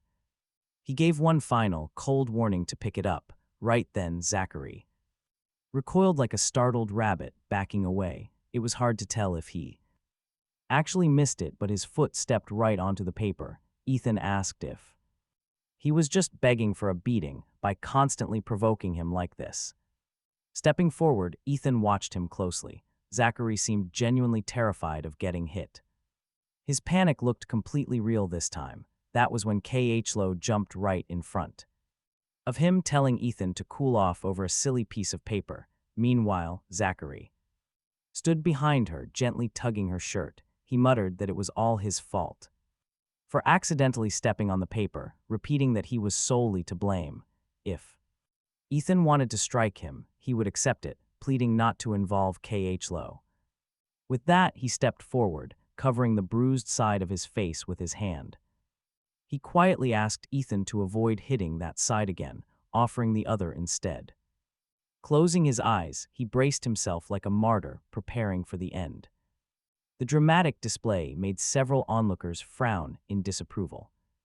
Whispers spread that it was only a scrap of paper, so violence was uncalled for. Others agreed, murmuring that Ethan was going way too far over nothing. Hearing the crowd take his side, a tiny smirk crept onto Zachary's lips. K.H. Lowe spoke up again, begging Ethan to stop being so aggressive, acknowledging Zachary's mistake, but pointing out she had already scolded him, and he knew he was wrong. There was absolutely no reason to escalate a minor incident over scrap paper. Zachary opened his eyes, flashing Ethan a highly smug and mocking look. Still, his voice remained incredibly meek as he claimed full responsibility, saying if he had not interrupted, none of this drama would have even happened. All he wanted was to let Ethan know that no matter how much he was bullied, his pure spirit would never be broken by him, and that he did not expect this outcome. If Ethan needed to strike him to cool off, he was fully prepared to take it, claiming his soul would only grow stronger even if his body was broken. Zachary was absolutely positive that Ethan would not dare strike him here. Feeling untouchable, he taunted Ethan to go ahead and hit him. He begged him not to drag K.H. Lowe into their mess, practically begging for a blow. Before he could finish his speech, Ethan stepped right past K.H. Lowe. A brutal fist slammed straight into Zachary, sending his body flying backward. Blood, spit, and teeth sprayed through the air in a spectacular arc. Before he crashed hard onto the floor, Ethan just grinned, completely unfazed. He remarked that he had honestly never heard such a stupid request before. Looking around at the crowd, he asked if they all heard that invitation. The absolute clown literally begged him to throw a punch. Meanwhile, Zachary lay flat on the ground, staring at his knocked-out teeth before passing out cold. After sending the beaten bully to the school infirmary, Ethan finally turned around and faced her. He looked at Mia, jokingly asking if her big brother was handsome. Hearing this, Mia giggled happily, while Ethan burst out laughing and told her to hurry up. He wanted her to write down several more practice questions for him, fully expecting to get called away. It would kill some time, and hearing this, Mia looked up at him, smiling. She paused to think seriously for a moment, as if figuring something out. Announcing she was going to the restroom, Mia quickly walked away. Left alone, Ethan propped his head up, bored to death while waiting. He waited for the strict teacher to summon him, but Mia returned first. She immediately began assigning him more difficult practice questions to solve. Yet as time ticked away, the dreaded school summons never actually came. To be completely precise, it felt as though absolutely nobody in the entire school even knew a fight occurred. Normally, putting a classmate in the infirmary meant getting dragged to the office. He would have been writing apologies, but there was only silence. Suddenly, Mia broke his thoughts, asking what he was thinking about. Ethan rubbed his chin thoughtfully, realizing that something about this entire situation was definitely off. The teachers had not criticized him, despite having the strictest staff. Why was there not a single peep? Mia offered a theory. Maybe the teachers also knew that Zachary had practically begged him to throw the punch. Ethan stared at her in total surprise, never expecting her to be this funny. Mia simply shrugged, playfully teasing that there were still plenty of things he did not know about. School ended, and Ethan quickly made his way home. He fully expected a massive storm of blood and rain, but instead he faced locked doors. In fact, the entire villa was completely sealed and locked up. Sighing helplessly, Ethan immediately decided to dial the police. He told the dispatcher that normally someone was always home, but today there was only silence. He expressed his genuine panic, fearing something terrible had happened to them. Not long after he pleaded with the emergency services for help, Fiona finally drove back up. The moment she stepped out of the vehicle, Lana marched over angrily. But first, let's flash back to their sweet little shopping trip right after school. Ethan had bought Mia a special sweet drink, admitting he saw many girls enjoying it. Mia looked down at the sweet milk tea in her hand, nodding heavily before taking a sip. She took a big sip, praising how incredibly sweet and fragrant the drink was. Ethan also smiled and took a sip, remembering how he often saw Zachary buying these drinks. In his tragic past life, having a missing kidney meant he could never safely enjoy sugary drinks. At the same time, Mia seemed to be truly loving every single drop of it. She thanked him warmly, happily promising to treat him to a cup every single week from now on. They walked down the street in silence until a nuisance appeared. It was Zachary, pulling up beside them in a flashy Ferrari. Zachary poked his head out, loudly claiming he was just out shopping for a few things. He asked if they were finished with tutoring and offered them a ride home. Seeing this insolence made his face darken instantly as he handed his milk tea over to Mia. Marching directly over to Zachary, Ethan grabbed his collar and dragged him out. He yanked him out of the car, warning him to stay away from his deskmate. An angry Zachary demanded to know what right he had to warn him. Is giving a classmate a ride any of his business? Zachary struggles to break away. Realizing he can't break free from Ethan's strong grip, then, as if remembering something, he suddenly smiles. This time I didn't frame you. Why are you so agitated? Could it be you're scared that you're cute? Deskmate will be snatched away by me. Hearing this, Ethan lifts him even higher. You better stay far away from her, otherwise I'll. Before Ethan could finish, he suddenly feels a tug on his clothes. Turning around, he sees Mia carefully tugging on his shirt. Then Ethan releases Zachary, seeing Mia approach. Zachary immediately adjusts his clothes, revealing a confident and handsome smile. Classmate Mia, last time a misunderstanding caused you to be frightened. This is my newly bought car. To show my apology, can I take you home? Honestly, Zachary probably thinks he looks like an absolute main character right now. However, Mia just hides behind Ethan. Your mouth stinks so much, you seriously need to brush your teeth, and what's that smell inside your car? It's just as stinky as your mouth, so gross. Also, I know you secretly ate Ethan's vomit last time. You are a total creep. Saying this, Mia even puts on a terrified and fearful expression. Honestly, her innocent act is next level, even 10 Zachary's combined couldn't match her as a worthy opponent. Hearing these words, the confident smile on Zachary's face instantly stiffened.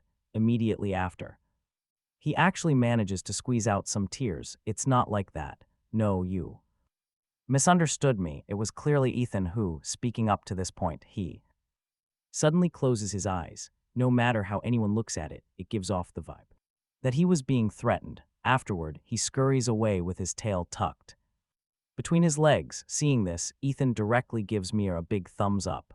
Am I amazing or what? Hearing this, Ethan immediately reaches out and pats her little head. Being patted on the head, a strange feeling suddenly surges into Mia's heart. It feels as if her soul is being drawn out, a feeling she has never experienced before. She immediately closes her eyes, allowing Ethan to continue stroking her hair. At the same time, he is also thoroughly enjoying this feeling, looking at Mia with her eyes closed. The more he looks, the more mesmerized he becomes. When she opens her eyes again, their eyes meet. Suddenly, a wave of awkwardness and shyness washes over both of them. Ethan quickly adjusts his clothes. Oh crap, is this the feeling of his heartbeat skipping? Let's go for a walk. After another bout of chatting and laughing, Mia suddenly looks at him. Classmate Ethan, if one day you find out that I am not the kind of person you imagine me to be, will you still protect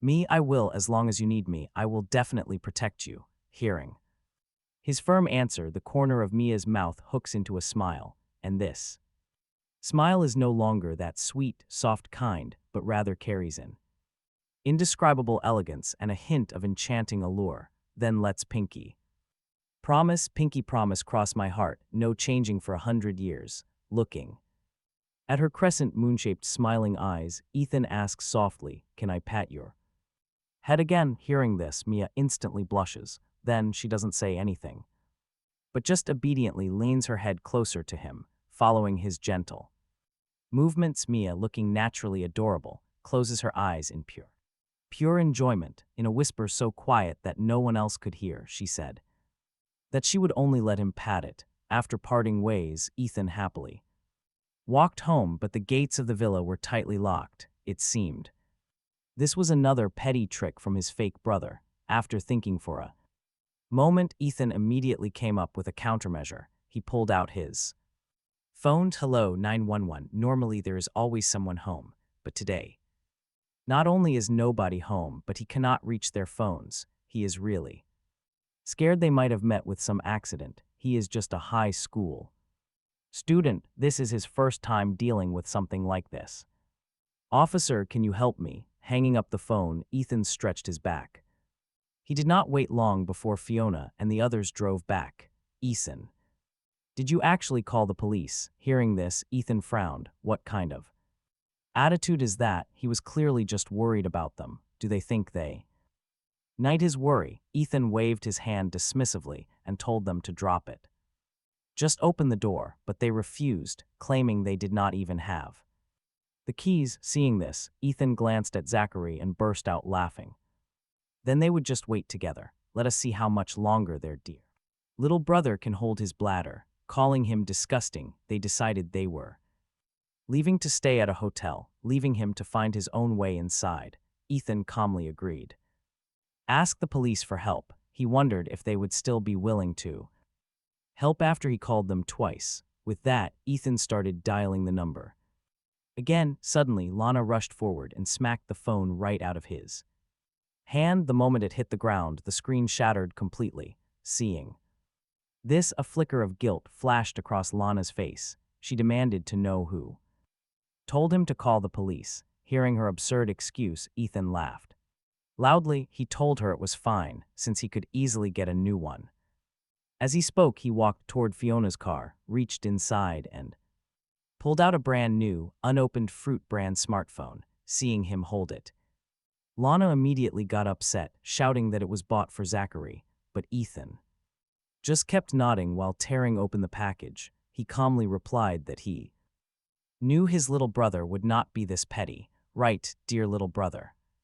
Ethan looked at Zachary with a bright smile. After all, Zachary saw it himself. His big brother's phone was indeed broken. Otherwise, how about this? Zachary could give his old used phone to his big brother to maintain his painstakingly crafted persona. Even though Zachary was trembling with pure anger, he still forced a smile, claiming it was only right for him to take the new one. After all, they were brothers. Hearing this, Ethan laughed loudly, praising his little brother for being so incredibly sensible. Then he told Lana to hurry and open up. If his dear brother got too tired standing outside, his heart would ache. While talking, Ethan had already inserted the SIM card. A brand new phone really does run much smoother, right?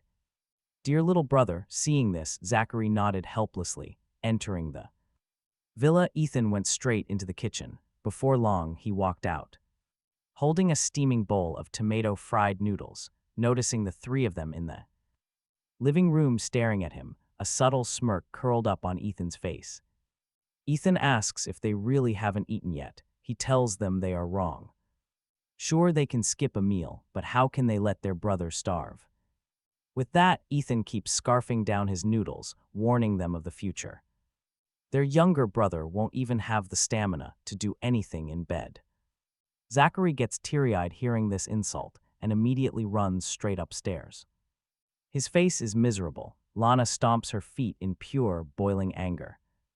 This exact issue is what their entire family has always worried about.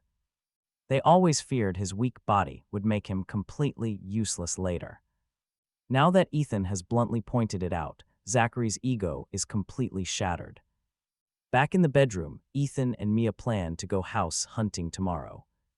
But just as Ethan is choosing a casual outfit, wait for it, a knock rattles the door.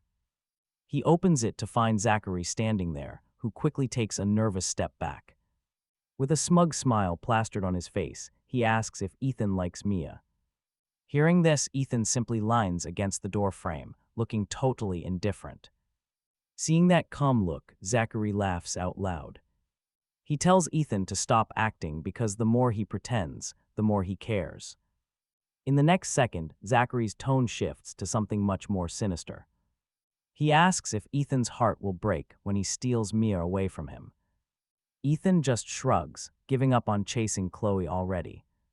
Why would he? The alliance between their families is set in stone. No one can possibly change that fact. As long as Ethan leaves, Chloe is his. With both of those massive families backing him up, he is set. He expects to spend the rest of his days in pure luxury and romance. Ethan looks at his smug face and bursts into loud laughter. He asks if Zachary is tired of embarrassing himself yet. Can a guy with his weak body even perform in bed? Zachary's face instantly turns pitch black as he snaps at Ethan to stop yelling. He calls Ethan impotent and vows to steal Mia away anyway. He warns Ethan not to cry when he takes her for himself. After all, he is the recognized young master of the Zayn family. How could Mia not be tempted? Zachary slowly regains his confidence. He sneers, asking what the point of knowing how to fight even is. In the real world, it is all about status and power. Ethan just stares at him. Ethan asks what the use of fighting is, then decides to show him. At the very least, it can make a loud dog shut up. Ethan delivers 2 sharp slaps to his face. Zachary does not even scream. He just straight up faints. Ethan kicks him aside and shuts the door. Early the next morning, Ethan gets dressed up and prepares to leave. Seeing Zachary still passed out on the floor, Ethan slaps him again. Zachary wakes up completely dazed and bewildered, crying about being hit once again. Ethan lands one more slap for good measure, telling him to move. He warns him not to block the way before turning and leaving. He leaves the villa to meet up with Mia for house hunting. He cannot be late. Behind him, Zachary clutches his burning face. The stinging pain finally wakes him up as his miserable wailing begins. Shrill crying echoes endlessly. Panicked, Fiona and Lana rush straight to his side. They ask little Zach what is wrong. Sobbing, he claims that Ethan hit him. He claims he only wanted to apologize for yesterday, but Ethan just attacked him. He insists he only wanted to make things right, clueless about what he did wrong. He asks his sisters if he is just born unlikable, begging to know why. Why does his brother hate him so much? He is completely lost. Peace is impossible. In his despair, Zach says he should just die. Seeing Zachary weep, both sisters feel their hearts completely shatter. This time they vow to demand justice. Meanwhile, on the other side of town, Ethan arrives at a breakfast shop. Soon, Mia appears carrying a thermal container. She pops it open, revealing a freshly made seafood porridge she cooked herself. She spent all morning making it, coached by 6 elite 5-star chefs. As Ethan takes a bite, Mia watches him with absolute, nervous anticipation. She eagerly asks if it tastes good. The moment he tastes it, he smiles. He flashes a big thumbs up, amazed that she made it all on her own. Mia nods proudly, tilting her chin up as if begging for some praise. Ethan has absolutely zero defense against her cute act. He is completely defenseless. Smiling warmly, he cannot help but reach out to gently pat her head. Mia closes her eyes. She happily leans into his warm touch. Afterward, the two set off on a mission to find him an apartment. But after touring several cramped, run-down places, Mia finally speaks up. She asks why he does not look inside a proper residential complex. Ethan scratches his head, admitting these shabby places are dirt cheap. They are cheap, only $300. Mia asks if he is broke. Actually, he just wants to save enough money to buy his own place during college. That way he will finally have a true home. He smiles, but sadness lingers. Mia senses the quiet pain behind his grin and quickly grabs her phone. After a few quick swipes, her phone suddenly rings out. She answers excitedly, hangs up, and turns to Ethan with a massive grin. She kept an eye on listings, and a landlord just called her back. She asks if he wants to see it. Honestly, who could say no? Ethan readily agrees, asking for the location. She tells him it is in Jingo. Ethan completely freezes. That is the most expensive neighborhood in the entire city. Since he already agreed to look, he has to bite the bullet. Soon, they take the elevator up to the 22nd floor. A man waiting at door 220 asks if this is her classmate. Mia nods eagerly. Ethan just stands there looking completely lost. He whispers to ask how they know each other. She introduces Uncle Arthur. Arthur welcomes him inside, explaining that the apartment is basically brand new. He admits he was hesitant to trust strangers, but Mia's word is gold. Since Ethan is her classmate, he has no worries at all. He chuckles, noting Mia has never cared this much about anyone before. Looking around, Ethan instantly falls in love with the modern, clean space.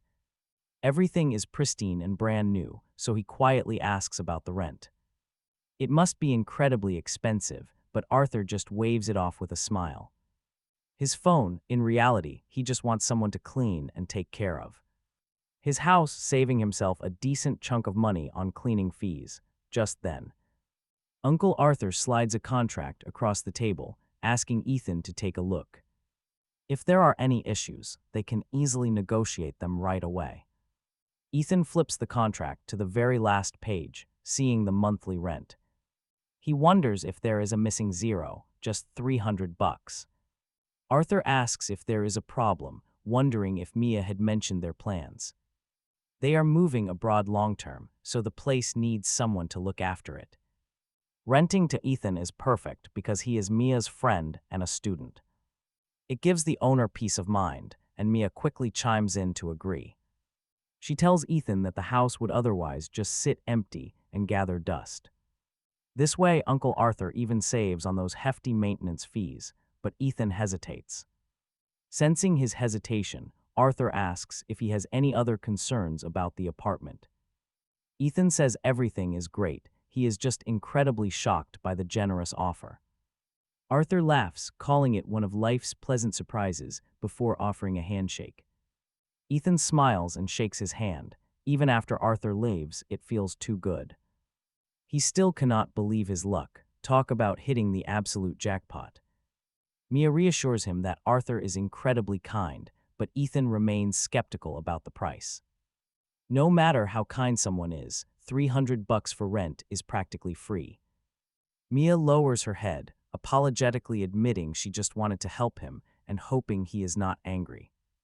Ethan reassures her immediately, explaining he has absolutely no reason to be upset with her. Without her, he would never have found such an incredibly comfortable and cheap place.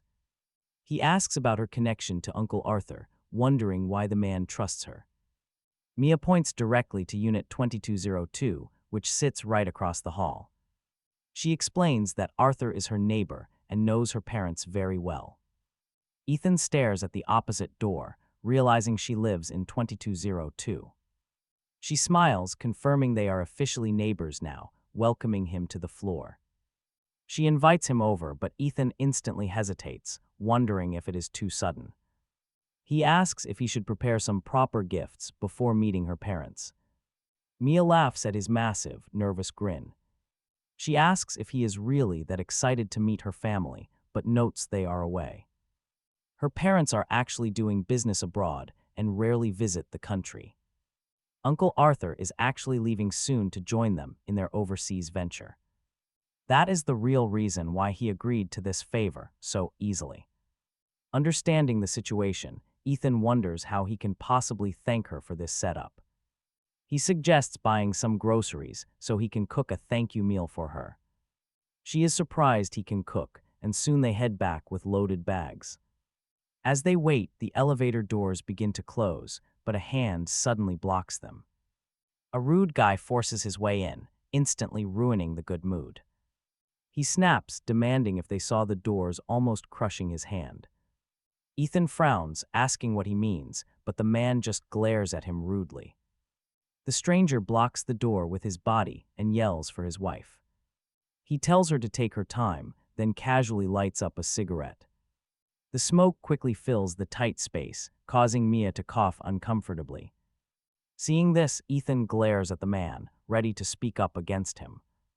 "Take another elevator because we are going up and my wife will be here any second," he snaps. "I already told you I am holding the elevator, so just wait a bit longer. Could you please stop smoking? The elevator is tiny and the smoke is choking us." Hearing this, the man does not care at all, replying with absolute arrogance that this is a public space and he can do whatever he wants. No one can tell him what to do. "Got it, little girl." After saying that, he creepily looks Mia up and down. Asking how old she is, the man makes Mia shrink back, terrified to even look at him. She hides behind the boy, who suddenly flashes a dark grin and tells her to go. Press the button for a different lift. A second later, the rude man sneers. "Now isn't that much better? If you cannot wait, just use the other elevator." "Right, we are civilized people here." Saying that, the guy even whistles at Mia. The boy steps right in his way. "What are you looking at?" the man asks. "What is wrong with me whistling?" Hearing this, the boy just laughs along. But a split second later, the boy raises his leg and kicks the man straight backward. The jerk loses his footing, crashing hard inside the elevator. Before the trash can even curse, the boy hits him with 2 devastating slaps across the face. After landing 2 final kicks, he quickly runs into the other lift. Behind him, the bruised man starts screaming that the brat will pay. He yells at the kid to wait until he finds out where he lives. He is already planning his revenge, completely clueless about what is coming next. This single mistake is about to bring a massive disaster down on him. Inside, the boy shields Mia. As the doors close, she tilts her head, asking if she did something wrong again. He reassures her that some people in this world Just love to bully others no matter what. We did not do anything wrong. He explains, the ones who do wrong and act proud of it are the ones who are truly despicable. He gently pats her head, reminding her that she is innocent. Mia gently grabs his fingers with her small hand, asking if he fought for her. He promises to always protect her, and she softly whispers a thank you. Meanwhile, the bruised man returns to his apartment, still swearing. Suddenly, a violent knock rattles his front door, making him even angrier. He storms over and rips it open, but his fury instantly vanishes. Standing there is an imposing group of men dressed in black suits. Their leader takes one step and kicks Steve straight to the floor. All his earlier bravado completely disappears in front of this terrifying crew. He begs to know how he offended them, but the leader just waves his hand. With an amused smirk, he orders his men to tear the apartment apart. Steve repeatedly apologizes on his knees, still having no clue who they are. Right then, the doorbell rings. Steve thinks this might be his salvation. But when the man in black opens the door, his scream dies in his throat. He looks up at the unexpected visitor and completely freezes in pure terror. Standing right outside his door is the exact same adorable young girl from the elevator. If she did not have the exact same face, he would never have believed it. The scared girl who hid in the elevator is now a terrifying figure. All the men in black bow deeply, respectfully welcoming her as their lady. The man froze in shock but quickly apologized, admitting today was entirely his own fault. He begged for forgiveness. Mia just extended her fair, slender finger and pressed it to her red lips, whispering for silence. Suddenly, a heavy crunching sound of a high heel stomping down and crushing his hand echoed through the room. The agonizing pain made the man scream in absolute agony, while Mia smiled. Her faint smile showed a long-lost dark thrill. Then, Ethan heard the doorbell ring. He opened the door to find Mia standing there, holding a fresh fruit platter. She offered it, saying it was sweet, sour, and delicious, asking if he was getting used to living there. He replied that it was great and fully equipped. It was highly convenient because of her. Mia glanced around, noticing the soothing aroma beads she had given him sitting right on his bedside table, looking closely at that jar. The corners of her mouth curled up slightly, though she quickly hid her smile. She bade Ethan good night, saying she would head back first and see him tomorrow. Early next morning, Ethan stretched lazily, feeling incredibly well-rested. He went to the bathroom to wash his face, and while wiping with a towel, he looked at his Adam's apple in the mirror and noticed a tiny red mark. He paid it no mind. When the doorbell rang, he found Mia standing there with messy hair, looking like she had just woken up. Suddenly, a blurry dream from last night flashed back. He greeted her, and hearing his voice, Mia flashed a brilliant smile. She invited him to share the seafood porridge she made, and he happily agreed. She asked what Ethan had planned today. He replied he needed to go home first, then see her at school. She seemed like a totally innocent girl who could never keep a secret. Perhaps she already saw him as her anchor, telling him not to worry with her around. Nobody would bully him anymore. He agreed, noting that a full meal would give them strength to fight that manipulative guy. She admitted she did not know the details of what went down between them, but she fully believed in him. Staring at her, Ethan laughed out loud. It had been 2 years, yet not a single soul could see. Through her act, he knew Zachary was doing all of this deliberately, saying goodbye. He briefly stood by the window, then pushed his bike into the waiting elevator. Promising to see her at school, he headed back, just as he entered the Zayn house. He heard Zachary whine, begging to go out since it was their last half-day off. But someone reminded him it was senior year, the critical sprint phase where they needed to focus. Watching them, Lana stood nearby and smiled warmly like a proud, doting aunt. She encouraged him to ask Khlo for help whenever he ran into difficult questions. Seeing Zachary and Khlo studying together made Lana feel genuinely happy and relieved. Zachary flattered her, calling Lana his wonderful second sister who always had his back. He claimed she would always remain his dear sister. Watching this harmonious display, Ethan slowly clapped his hands, mocking that he had returned at the wrong time. At his voice, everyone turned. Zachary immediately clenched his fists in anger. Lana glared at Ethan, furious that he dared to attack Zachary. She scolded him for staying out all night, asking if he thought he was above them.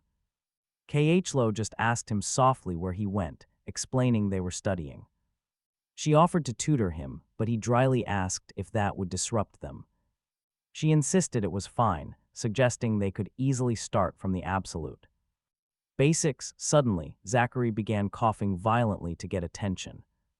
He looked like he was suffocating. Beside him, Lana quickly patted his back.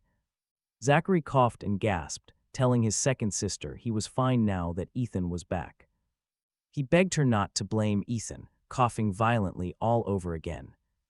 The whole display instantly ignited Lana's fury as she turned on Chloe. Chloe looked completely confused, asking her sister Lana what was going on. Lana snapped that Ethan had brutally smeared Zachary's name to a classmate. It ruined his reputation, turning his friends against him, but Ethan didn't care. He showed absolutely zero remorse upon returning, even mocking Zachary openly. Zachary had only gone to his room to apologize like a good brother. Zachary grabbed Lana's arm, tears streaming down his face as he sobbed. He cried that it was all his fault, claiming he must have upset his brother. He begged her not to blame Ethan or talk about it in front of Chloe. Lana growled that she regretted ever bringing a violent maniac into the Zayn family. She hated how Ethan kept hurting her dear little brother while Chloe watched silently. You can actually see the doubt creeping into Chloe's eyes here. The girl who always defended Zachary without hesitation was suddenly holding back. Zachary gasped, asking Chloe if she doubted him, but she still felt uneasy. She kept insisting on a misunderstanding, causing Zachary to collapse onto the floor. A desolate, heartbreaking smile broke across his face as Lana stepped in. Lana warned Chloe that Ethan was just a wild, ungrateful wolf who never changes. Ethan slowly stepped forward, staring at Lana with a mocking, cold gaze. He asked if she actually saw him do it, laughing at their sheer stupidity. He dared them to just pretend he did it, asking what they planned to do. Lana froze, and Zachary immediately let his tears flow freely again. He begged his second sister not to punish Ethan, repeating his sob story. He claimed he simply fell down and hated seeing them fight over him. He begged Ethan for forgiveness, but the older brother only let out a cold laugh. Ethan sneered, asking why Zachary misled everyone if he supposedly fell on his own. It made no sense to clarify now, after letting them blame him all day. His sharp words made Chloe and Lana freeze, and even Zachary went completely still.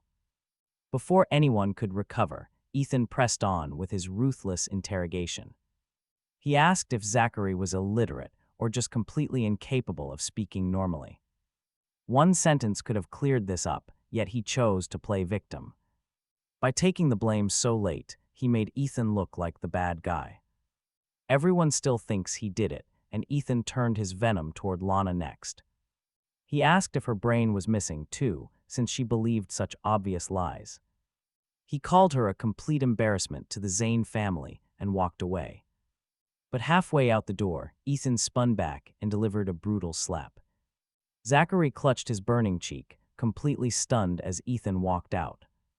He burst into loud tears, which absolutely broke Lana's heart to watch. She comforted him, telling Chloe that this proved exactly what kind of monster Ethan was. Chloe stared at the weeping boy, her brows furrowing slightly in deep thought. She quietly told Lana she was heading home, leaving the Zayn villa behind. Zachary watched her walk away, sinking heavily onto the sofa in silent panic. He realized her trust was slipping, and he secretly began to panic. Zachary clenches his fists. Why did Ethan have to return, if only he had stayed away? He could have secured an arranged marriage with Chloe and controlled all the wealth. The Zayn and Lawson family assets should have been his, Chloe too. And Ethan's sweet deskmate should belong to him as well, he wants everything back. He is going to take it all. He turns to Lana, eyes filling with tears. He asks if she believes him, claiming he only wanted to keep the peace. But Chloe misunderstood his intentions. He begs his sister not to doubt him. Lana instantly reassures him, saying she would never doubt her precious brother. Zachary is far too kind to ever frame Ethan, she tells herself. He is not even worth the effort anyway. Lana promises to always trust him. She declares that in her heart, Zachary is her only real brother. Yet Zachary sighs, worried that Chloe might still hold a grudge. Lana softly comforts him, promising to clear things up with Chloe herself. Their future marriage is too important to let a troublemaker like Ethan ruin it. Hearing those words, Zachary immediately smiles through his fake tears and nods. He asks if she can stop Ethan from getting violent with him again. If he makes another mistake and angers his brother, what should he do? He even offers to move out, which Lana rejects immediately. No way, she snaps, he has lived there for over 10 years. If anyone has to pack up and leave, it should be Ethan. She tells him to focus on studying while she handles the situation. A tiny smirk plays on Zachary's lips as he plays along. He claims he can endure Ethan's unstable temper until their parents return. He acts the hero, promising to protect his beloved sisters from any harm. Meanwhile, Ethan's phone rings, and Lana's demanding voice echoes through the line. She offers him $500,000 to move out. Ethan pauses, amused. He asks what she means, noting that the Zayn mansion is his home too. People dream of living in a 3-story villa with a pool. Hearing this, Lana is convinced he is just a greedy opportunist. She assumes he is just greedy. Honestly, Ethan has her exactly where he wants her. She laughs and Ethan chuckles right back at her obvious desperation. He asks how much more his dear sister will offer. She adds $300,000. It is a deal, but Ethan demands she sign a voluntary deed of gift first. She accuses him of mistrust, but she does not care about $800,000. Ethan pushes it to $1 million. For that amount, he will happily leave. Soon, the transfer of $1 million lands alongside the signed contract. Seeing the fat balance, Ethan immediately blocks her number with a smirk. Back at school, Mia notices his bright smile and starts laughing along. She happily offers him some fruit and proudly pats her own pocket. Ethan cannot help but wonder how anyone could possibly be this adorable. He gently pats her head as they walk inside. Chloe watches and frowns. Standing behind her, Zachary spots this and silently seethes with jealousy. Chloe confronts them, demanding to know what they are doing. She reminds Ethan that senior year is the most crucial time. Mia is only tutoring him out of pity, so he should not hold her back. To some, it is just an exam, but to them, it's a major turning point that alters their lives. Why does she always feel like slapping him? She really wanted to. Instantly, Zachary got scared and hid behind Chloe. He whimpered he only wanted to protect classmates from bad influences. He claimed it was his mistake. He should have stayed quiet. But his morals forced him to speak. No, Mia protested. Ethan is incredibly smart. Besides, Mia genuinely loved spending time with him. She did not understand why Zachary constantly tried to falsely accuse Ethan. She had seen it happen repeatedly. He was terrible. Zachary stared in disbelief. He stammered, denying everything, claiming the truth was different. Mia tilted her head, smiling sweetly. Words did not matter. She had eyes to see and ears to hear. She knew exactly who was good and who had dark intentions. She felt everything. Right then, she spoke again. Her voice sounded fragile and delicate, asking Ethan if she made mistakes. Maybe she should not dislike Zachary. Was she actually bullying him now? She only spoke the truth. Mia immediately put on a terrified look. She offered to apologize, desperately wanting to avoid any bad misunderstandings. The other students disagreed. That was unnecessary. They called for Chloe. They wanted her to take Zachary outside. Why was an outsider here? Acting pathetic, he was invading their classroom with a pity act. Unknowing people would think their class bullied him. Everyone agreed with that. They asked Chloe to ban Zachary from coming over ever again. Mia only stated simple facts, yet he made her look like a bully. Honestly, Zachary could not even compare to a fraction of Ethan. Hearing those harsh words, Zachary turned pale, tears filled his eyes. He sobbed, blaming himself. He should not have tried to warn Mia. It was all his fault. He begged Chloe, pleading for her trust.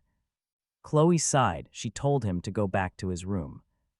Zachary wiped his tears, looking earnestly at Mia. He apologized deeply, promising that she would eventually realize his true, genuine intentions soon. Chloe walked back to her desk, acting as if nothing had just happened. Ethan cast a curious glance at her. Was this the butterfly effect? The Chloe in this timeline was different. In the past, she always defended Zachary unconditionally. Now, she was incredibly decisive and cold. Mia followed his gaze, noticing Ethan was looking intently at Chloe. Although Mia maintained her sweet smile, her jealousy began to boil. Her fingernails dug painfully into her palms. She hated seeing him look at another woman. His gaze, his smile, his warmth, everything belonged to her. Ethan snapped back to reality, realizing Mia looked close too. Tears, he gently asked if she was scared, offering to slap the annoying pest for her. Mia shook her head, leaning very close to him, feeling his warm palm. Her burning jealousy vanished. She acted incredibly cute and needy, completely melting his defense. Ethan could not resist, directly giving her an approving thumbs up. She leaned in closer, asking for a reward. Mia asks if he really wants fried rice again when he just had it yesterday. She promises noodles instead. After school, Zachary shows up at their classroom. Maybe because of what Khlo told him earlier, he just stands right there. He waits outside with pursed lips, looking pitiful instead of barging in. Zachary asks Khlo if he can ride with her since his driver is busy. Khlo nods in agreement, but then she instinctively glances over at Ethan, only to see him and Mia laughing happily as they leave the room. Seeing where Khlo is looking, Zachary's expression darkens instantly as Mia gets ready. Just as Mia goes to hop on Ethan's bike, she spots the other two. A sly smile plays on her lips. Watch how she plays this now. Can she hold on to him? Ethan easily says of course she can. Mia hops on the back, wrapping her arms tightly around his waist. Under the faint moonlight, Khlo walks off. Meanwhile, Ethan and Mia finish shopping. They head back to the apartment complex to put all their supplies away. Ethan heads over to Mia's place, and soon they have fresh noodles ready. Mia finishes one bowl, while Ethan happily devours 2 massive portions himself. Heading back to his room, Ethan lies down and lights a soothing aroma. The elegant scent instantly washes over him, making his entire body relax. Sometime later, he feels something soft and fragrant slip directly into his arms. It feels incredibly gentle. He instinctively pulls the figure closer to his chest. Breathing in her sweet scent, Ethan drifts off into a deep, peaceful sleep. The next morning, he wakes up to a lingering fragrance beside him. Suddenly, his phone rings. Mia asks if he is awake and says she is coming. Looking in the mirror, Ethan notices his lips are slightly swollen, but ignores it. He cleans himself up and heads over to room 2202. Mia is waiting in the dining room and waves him over with a smile. She proudly offers him some fresh pork porridge to taste right away. The rich, fragrant meal is an absolute level up from their usual breakfast. Ethan admits he did not expect her to be such an amazing cook. Mia happily promises to handle breakfast from now on, then they ride to school. With big exams scheduled for today, all the students arrive incredibly early. Khlo holds the test papers, silently watching the two of them walk in together. She bites her lip before starting to hand out the exams to everyone. Under the watchful eye of Mr. Collins, the morning bell finally rings. As the test begins, Ethan sneaks a quick glance over at Mia. She rests her chin on her hand, staring back with beautiful, clear eyes. She points to her sheet, showing she has already finished every single question. She silently mouths that she is not letting him copy her work. Smiling, Ethan turns back to focus on finishing up his own paper. By the afternoon, PE class starts and the students finally run wild. Everyone is sweating it out and playing hard on the basketball court. Ethan plays a quick match before heading toward the sidelines to rest. Suddenly, a shy sophomore girl approaches him, holding out a cold water bottle. She compliments his game, and Ethan flashes a bright, friendly smile in return. He asks if she is a sophomore, and she nods shyly as he reaches out. A cold voice interrupts from behind, saying he doesn't need it. Mia walks over, holding a bottle of sports energy drink. Her icy, dark glare locks onto the other girl, and she silently mouths for her to scram. Instant panic. The girl trembles and flees in. Fear, watching Mia's back and the fleeing classmate, Ethan feels like something is pretty strange. Mia hands him the drink, reminding him they are now in their senior year and need to study hard. Gently, Ethan pats Mia's head and agrees. He says she is right and their focus must be getting into college. Maya flashes a bright smile, sitting in the shade while quietly watching him. Just then, a few classmates walk over, including the girl who had tried to offer him water. Their leader smirks, accusing Mia of being the one who ruined their little bet. They demand she follow them to the equipment room, challenging her to refuse. Mia's lips curve into a faint smile as she nods and calmly agrees to go. The leader warns her not to tell, bragging that her dad donates major money here. No words, Mia just walks calmly to the equipment room. Then the bell rings. Ethan dribbles his basketball while looking around, but Mia is nowhere to be seen. He holds the ball and heads toward the equipment room. Suddenly, Maya appears with a sweet smile, telling Ethan to return the ball. He asks where she went, and she claims she was just returning equipment. She offers to take the ball back for him. Without a second thought, he hands the basketball to Mia, promising to wait for her at the convenience store. Watching her trot off, Ethan chuckles, but tomorrow brings a whole different vibe. Right away, they spot those same girls limping into the school, seeing Ethan and Mia. Pure terror fills their eyes. It is like they saw a ghost. Ethan freezes in confusion. Following their trembling gaze, he is shocked to see Mia standing right behind him with a sweet, completely innocent smile. She reaches out and waves her hand, asking what he is looking at. Shaking his head, he replies that it is nothing. Back in class, classmates are gossiping about their test scores, but get this, a wilder rumor is making the rounds. Apparently, the rich sophomore girl who acted like she owned the place was brutally beaten up yesterday afternoon. This morning, her family processed her emergency transfer paperwork to get her out of the school immediately. The rumor is that all 10 of her fingers were completely crushed. Hearing this savage news, Ethan notices Nena looking at him in absolute terror. Sensing his gaze, she immediately looks away and lowers her head. Confused, Ethan turns to Mia and asks if there is something on his face. Mia looks at him seriously before gently sliding his glasses off. She smiles, telling him he is very handsome and has a clean face. He chuckles nervously and puts his glasses back on, still wondering about Nena. Why would she look at him like that? Just then, the homeroom teacher enters. Carrying a stack of graded exam papers, the teacher instantly silences the room. Mia asks if he is nervous, since this is their first test here. Ethan smiles, admitting he was fine before, but now he is actually excited. Mia reassures him that with his amazing grades, he will do perfectly fine. The teacher taps the podium, announcing that a real dark horse has emerged. Healthy competition is good for everyone in the class, pushing them all to grow.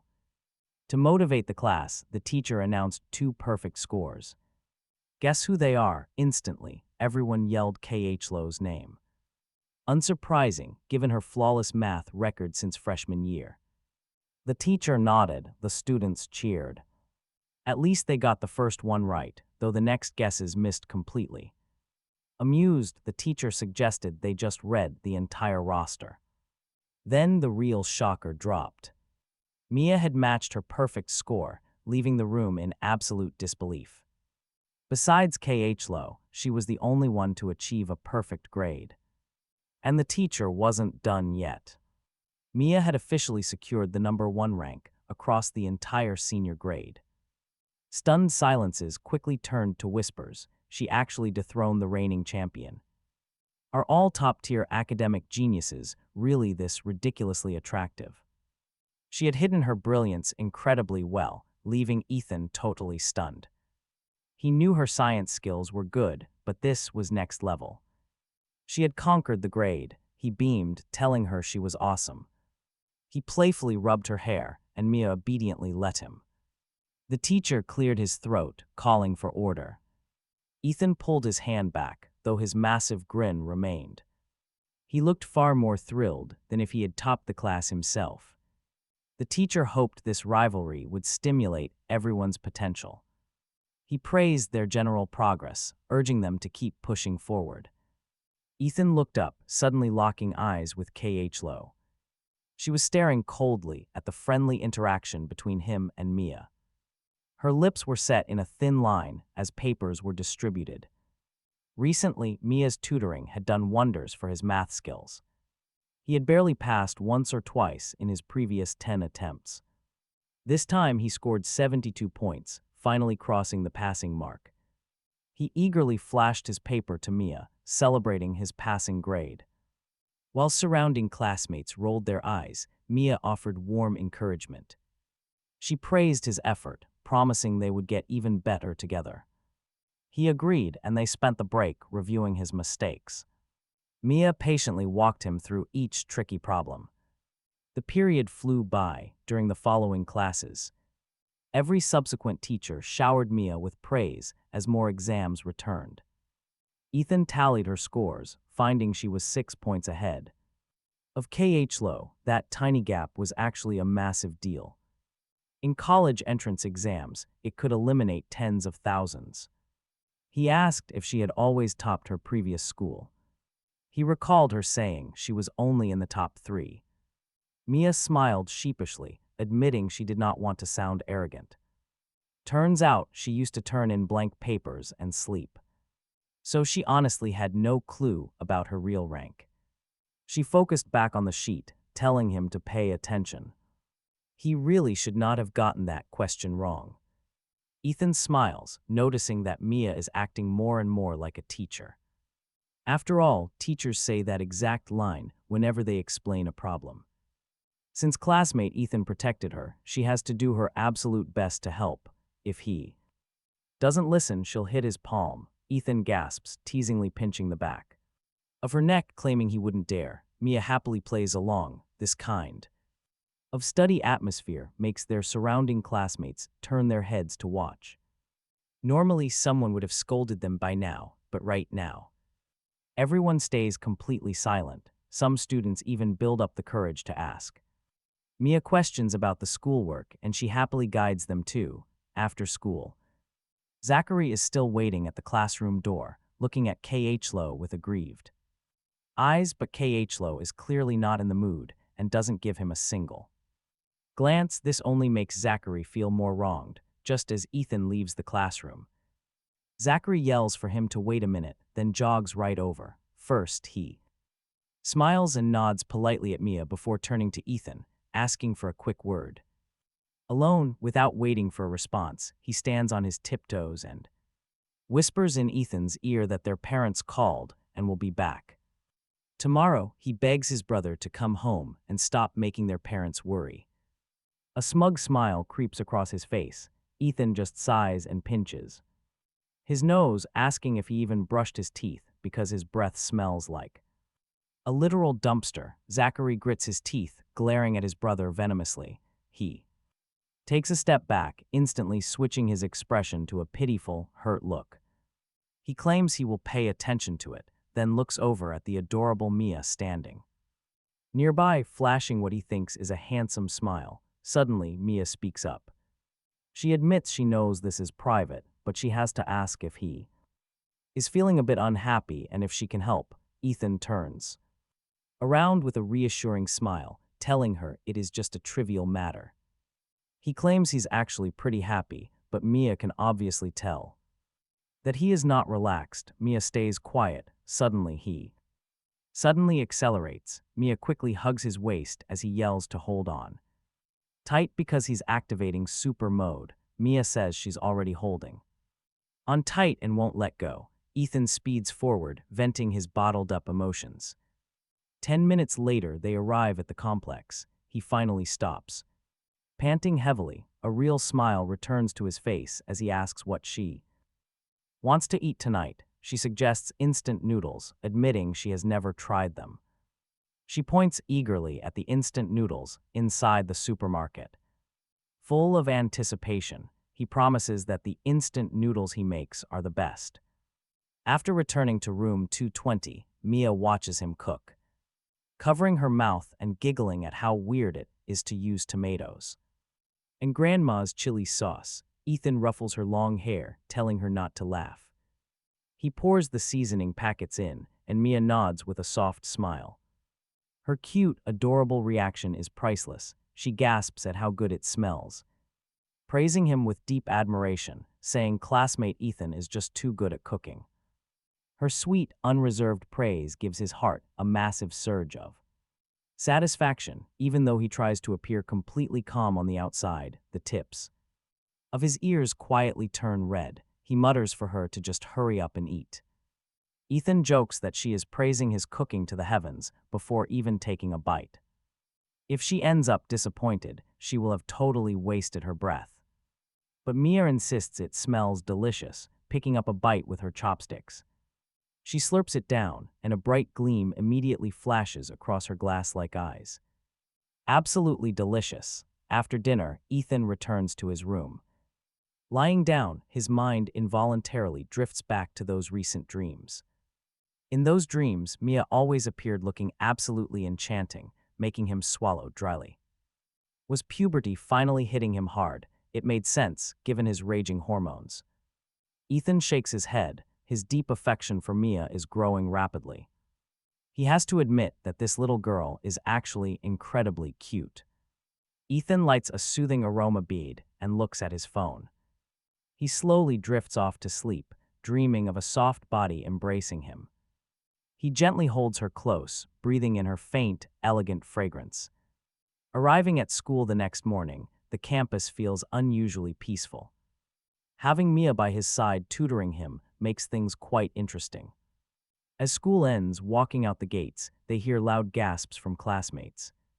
Wait, look at that. Everyone is gasping at how rich Zachary's family is. That Maybach is actually his, and no one expected him to be so humble. The luxury. Amidst the crowd of onlookers, Father and Mother Zayn stand right by their car. Loving smiles light up their faces as Zachary runs over and throws himself forward. He collapses into Mother Zayn's arms, crying that his parents are finally back.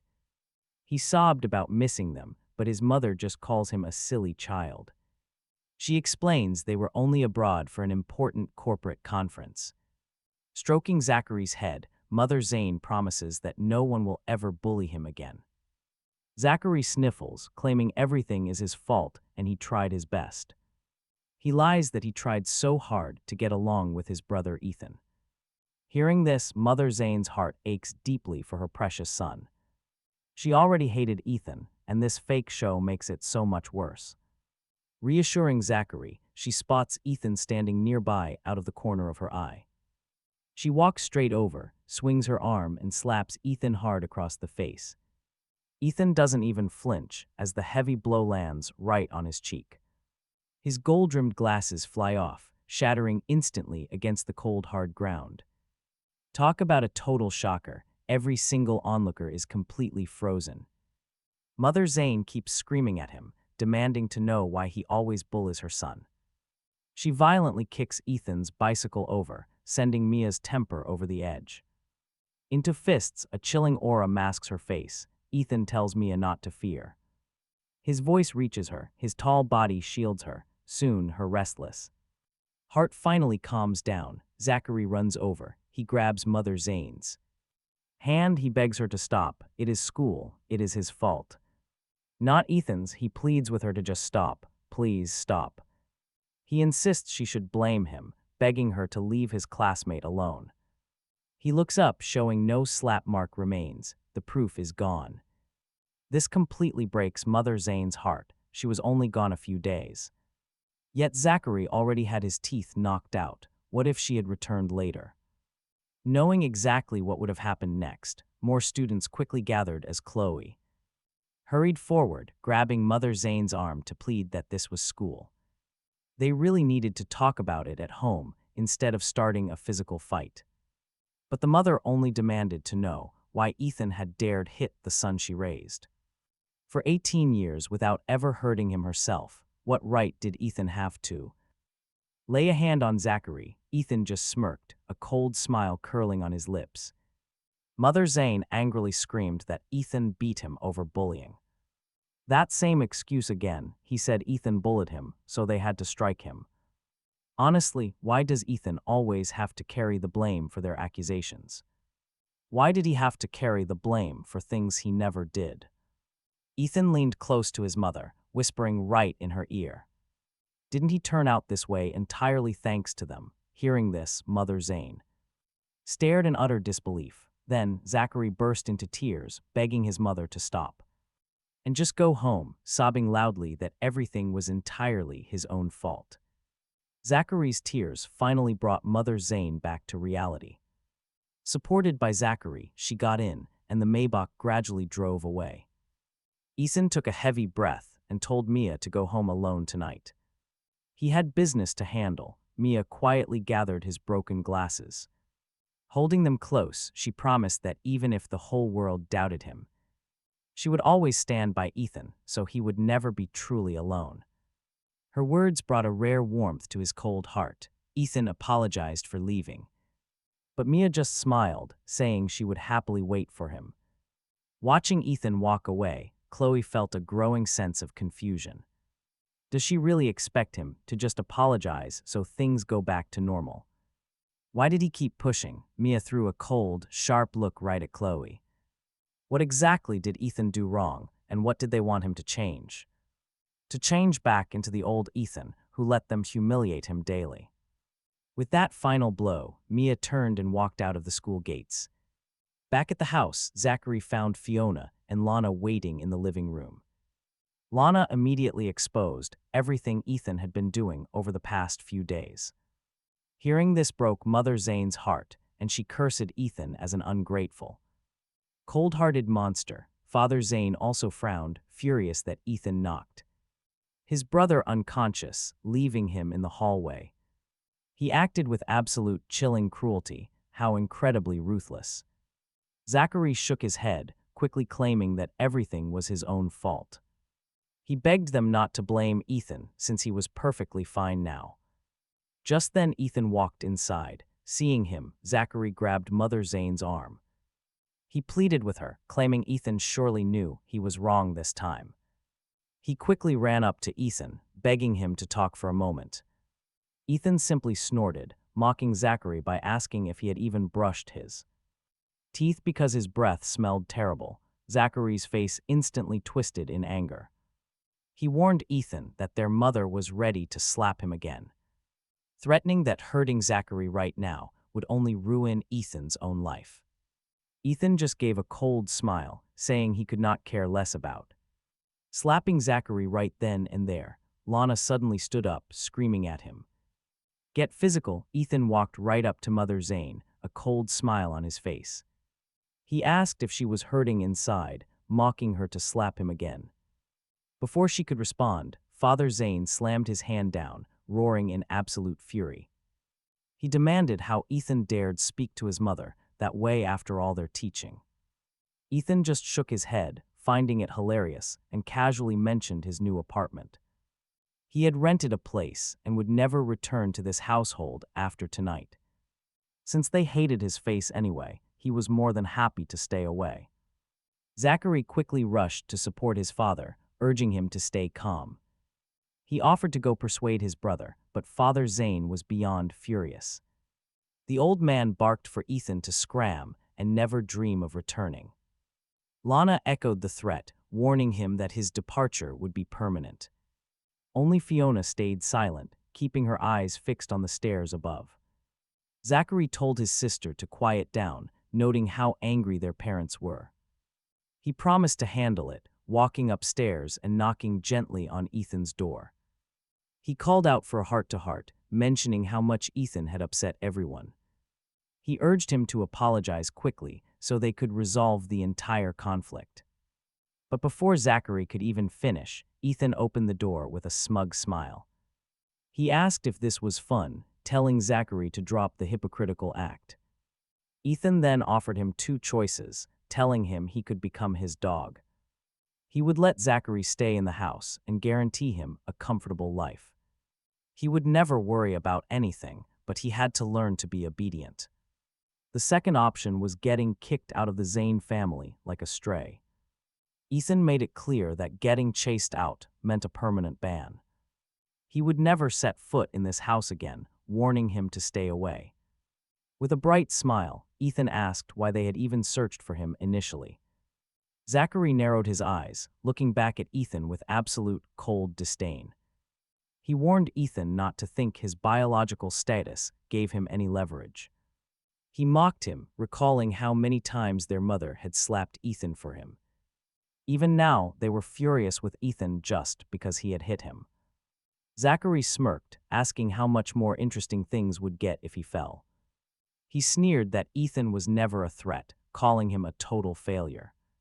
Their parents did not love him, and his sisters would always choose Zachary. He promised to take everything, leaving Ethan with absolutely nothing in the end. He bragged that even Ethan's original fiancée now belonged to him. The entire Zayn family legacy was his, and Ethan should have stayed gone. Now watch as the trap snaps shut. Zachary bursts into pitiful tears. He screamed in terror, begging his brother not to push him down the stairs. With a dramatic leap, he threw himself backward, tumbling down the steps. He crashed violently onto the first floor, leaving the entire family in shock. Fiona was the first to react, letting out a sharp, horrified scream. Lana shrieked right after, while their parents rushed frantically to their favorite son. They glared up at Ethan with murderous eyes, demanding how he could be so cruel. They wept for their sweet Zachary, deeply regretting letting him go upstairs. They screamed that a monster like Ethan had to be thrown out immediately. Father Zayn collapsed, crying out that he truly regretted bringing Ethan back home. That vile nature deep in his bones could never be changed, she screamed, disowning him. She called him a murderer as the family rushed to get Zachary into the waiting ambulance with extreme care. Honestly, Zachary's desperate stunt really did exceed all expectations. He was still their flesh and blood, their biological son. To make the Zayn couple fully abandon him, petty arguments simply would not cut it. It took a massive scheme to force them to sever ties. For Zachary, the game was finally over, but for him, the real game had only just begun. Since they wanted to play dirty, fine, he would grant their foolish wish.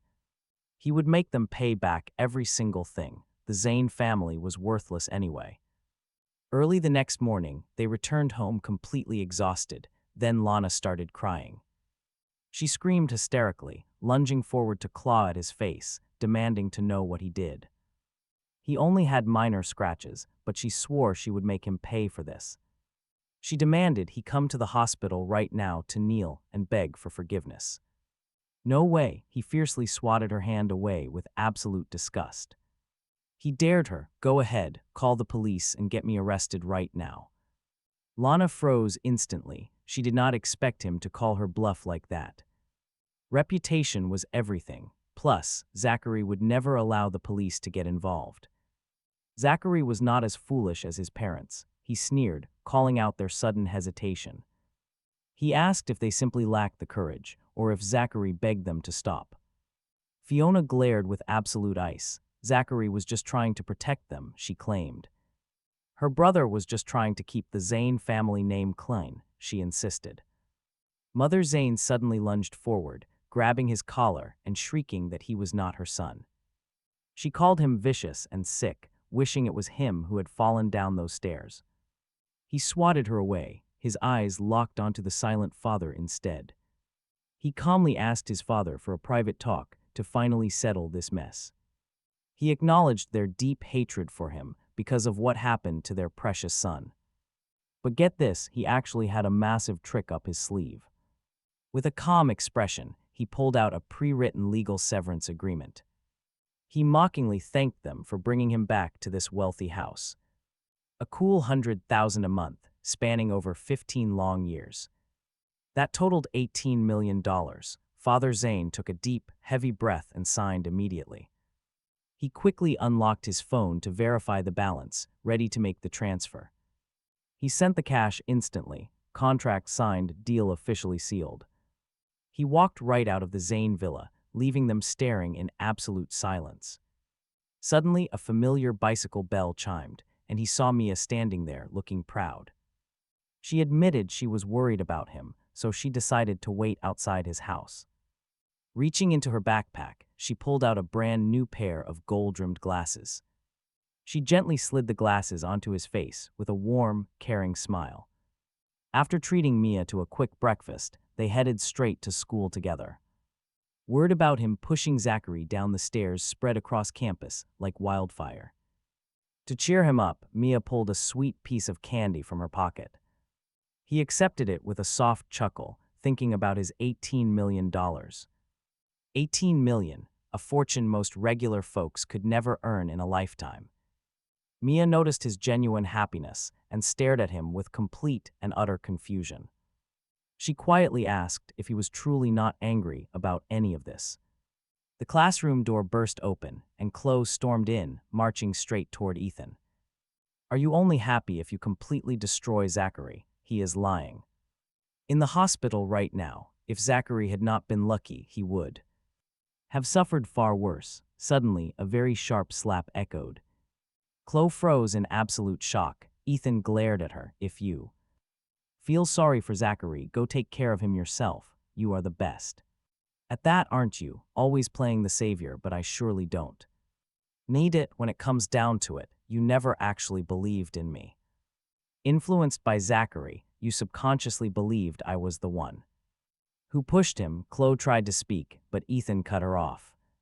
"Everything you have done is just remorse over not listening to his warnings. Now he is injured and you want to make amends. In the end, you are incredibly selfish too, but fine. At least some people still believe me. That is enough. Go back to your own seat immediately and do not disturb my studying." The entire room fell dead silent. Only Nash shrank back in fear, while Mia sat obediently beside him, looking at her blank little face. He smiled. Amused, he gently ruffled Mia's long hair. After school ended, Ethan returned to his room and lit a soothing aroma bead. Inhaling the sweet fragrance, warmth filled his chest. Meanwhile, in the Zayn family villa, Fiona bolted awake with a start. Panting, she sat straight up in bed. Why did she ever have to dream of that? Fiona tore at her hair like a madwoman, unable to bear it anymore. She let out a raw, hoarse scream, her eyes hollow. For a moment she could not tell dream from reality. Soon, footsteps echoed in the hallway. The door swung open, revealing Fiona curled up in a dark corner. Mother Zayn rushed in, crying out for Fiona not to scare her. Fiona only lay there on the cold floor, her mouth mumbling incoherent words in a daze. Lana leaned in close, trying to listen. She heard Ethan's name. It had to be him. Ethan did this. Suddenly, a stinging slap echoed sharply in the room. Lana held her face, staring at her eldest sister in absolute disbelief, trembling. Agitated, Fiona demanded she say those words again. Tears fell as she asked what right Lana had to speak of him. None of them had that right. Fiona collapsed onto the floor in tears. Panicking like a child who had made a terrible mistake, she only mumbled one plea, "Forgive me." Soon, she fainted and was rushed straight to the hospital. The family was in total disbelief. She was perfectly fine before going to bed. How could this happen so fast? The next morning, Fiona slowly opened her eyes. She ripped out her IV and ran. Lana spotted her and immediately chased after her, but Fiona had already vanished. Meanwhile, at school, Ethan was quietly studying when all of a sudden, he received an urgent notice. Someone was waiting for him. His sister was waiting by the school gate, drawing curious looks from everyone around. For 2 years, nobody had ever heard of him having any siblings. He was always alone at school conferences, a total mystery. Maybe they had the wrong guy. The homeroom teacher stepped outside the room. On the other end of the line, Fiona's voice came pleading through.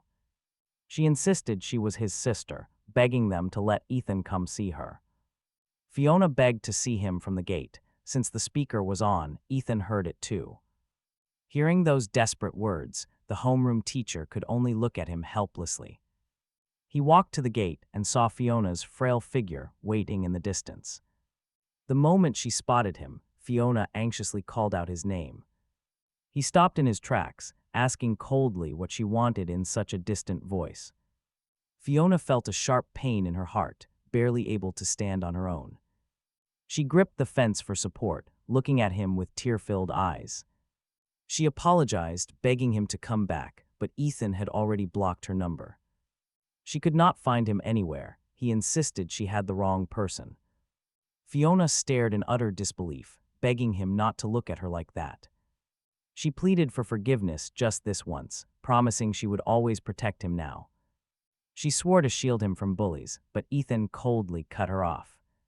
He repeated that she had the wrong guy, claiming he had no sister. His grandparents who raised him passed away when he was only 13 years old. He had no family left, warning her to stop harassing him or he would call the police.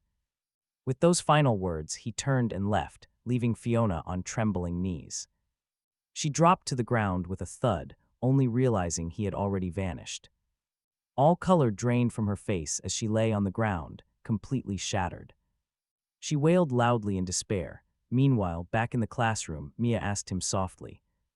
When asked if it was them, he nodded, confirming he severed all ties yesterday. Mia nodded thoughtfully. Her innocent look made him want to pinch her cheeks. Mia blushed and shyly lowered her head, though a small smile crept up. Chloe watched them interact, remembering how he used to smile at her too. Back when she helped him with schoolwork, he used to look at her that way. After school, Ethan and Mia ran right into Fiona, waiting at the gate. They were casually discussing dinner plans when they ran into her once again. It was clear Fiona had been standing there waiting the entire day. She had not even brushed the dust off her pants as Ethan walked past. He bypassed her without a single word, forcing Fiona to quickly catch up.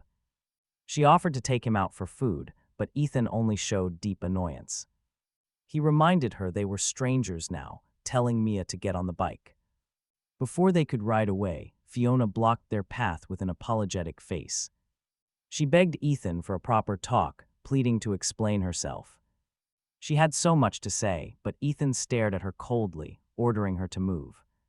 She refused to budge, admitting her mistakes and begging for just a moment. Ethan coldly cut in, stating he did not care about her explanation. He had made it absolutely clear that her words meant nothing to him anymore. He was going home, leaving Fiona shaking her head in sheer desperation. She cried out anxiously, begging him to listen to what she had to say. So much to tell him, yet the tears uncontrollably flooded her pale face.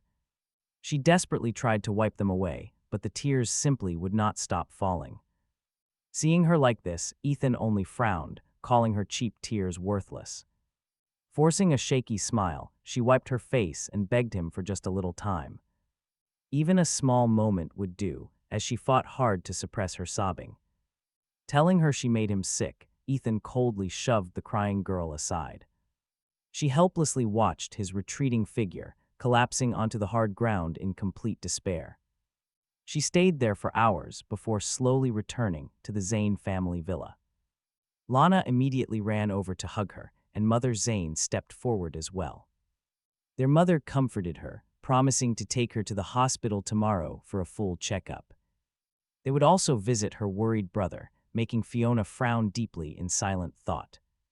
She suddenly asked if Zachary was truly her son, which made Mother Zayn freeze.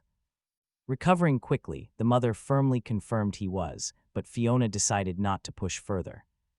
Instead, she announced she would soon take over her shares of the family company. She wanted to help with the business, although Father Zayn deeply worried about her. He strongly advised her to hold off for now, but Fiona simply shook her head. She assured them she was fine, claiming she had finally woken up from a dream. Back in her room, Fiona wept bitterly as the painful scenes constantly replayed. Those unbearable images made her heart ache deeply, though she tried hard to ignore them. She kept telling herself it was just a dream, yet a silent voice persisted. It reminded her that everything had actually happened, prompting her to whisper in grief. She told herself not to cry since Ethan hated it, believing there was still time. Surely he would forgive her one day. Early the next morning, Ethan walked outside. As he left his apartment complex, he spotted Fiona waiting anxiously on the side. She immediately stepped forward, offering him a warm thermos lunchbox of homemade porridge. Ethan only looked at Fiona's hopeful expression and let out a dry, cold laugh. He asked if she remembered the insulting words Zachary used to say to him. That the unloved child is the real trash, a cruel phrase he finally understood. He calmly took the porridge and walked straight over toward a nearby trash can. Talk about a brutal reality check, he calmly smiled, saying trash belongs in the trash. With those words, he casually dropped the entire thermos straight into the garbage. Fiona's face froze in shock, but she desperately forced a smile back on. She whispered that it was fine, promising to cook him something completely different tomorrow. Ethan sneered, asking if she was actually sick or just playing stupid games. Fiona hurriedly explained that she only wanted to treat him well from now on. Ethan laughed, pointing out how different she acted when Zachary fell down the stairs. Fiona helplessly watched him walk away, completely unable to say another word. She was left alone, softly whispering an apology to the cold air. She was wrong, only wishing to hear him call her sister one more time. The morning wind still carried a cold chill as Ethan met up with Mia. He asked her if she wanted to experience the incredible sensation of flying. A bright smile lit up Mia's beautiful eyes as he gently told her to close them. Spreading her arms wide, they rushed down the steep slope on his bike together. They felt a thrilling weightlessness as her bright laughter echoed in the air. Her immense joy was contagious, and Ethan could not help but laugh along. Fiona followed behind Ethan the entire time, staring at his smile. It was an expression she had not seen on him in a very long time. He used to smile like that when he first joined the Zayn family. But somewhere along the way, that light vanished, and she never realized when. She simply never cared enough about him to notice those little details. Only when they reached the school gates did she finally snap out of it.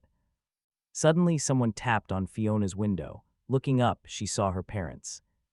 Beside them stood Lana and Zachary, who eagerly ran straight toward the door. Zachary cheered, "Sister, I knew you would come to drop me off."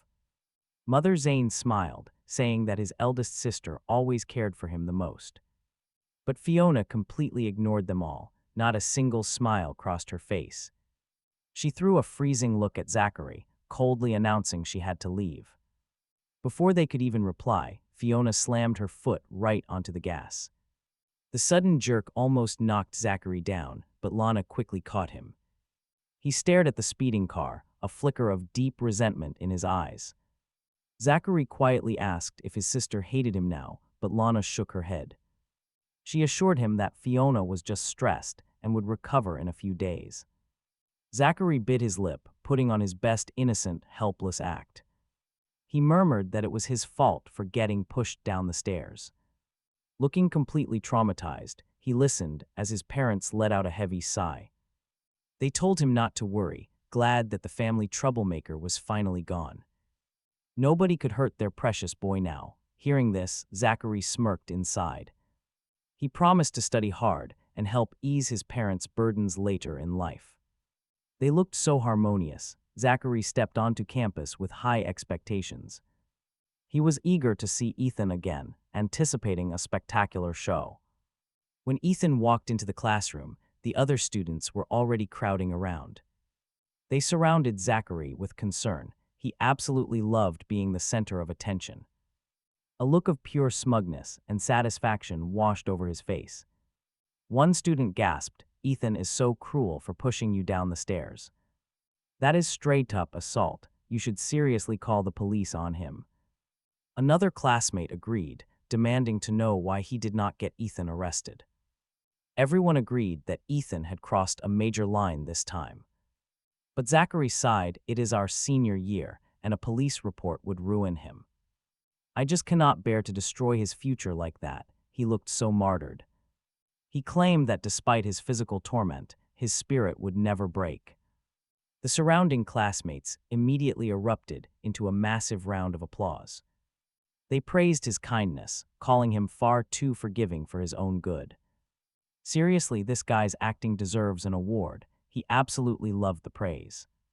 He humbly waved his hand, insisting that he was nothing special.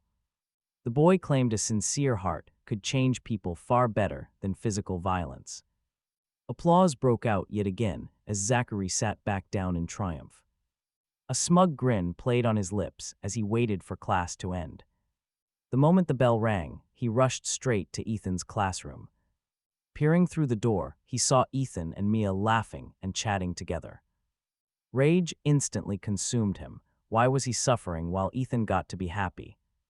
Zachary walked into Ethan's classroom, his classmates asking about his well-being one after another. Even Chloe showed sympathy, and Zachary responded too. Everyone with a smile, but he noticed Ethan had not spared him a single glance. Zachary slowly walked toward Ethan with a pitiful expression on his face. "Classmate Ethan, I do not blame you. I must have done something wrong." "That is why you did it." Zachary paused, deliberately guiding everyone to imagine the worst, seeing the shifting gazes of his classmates.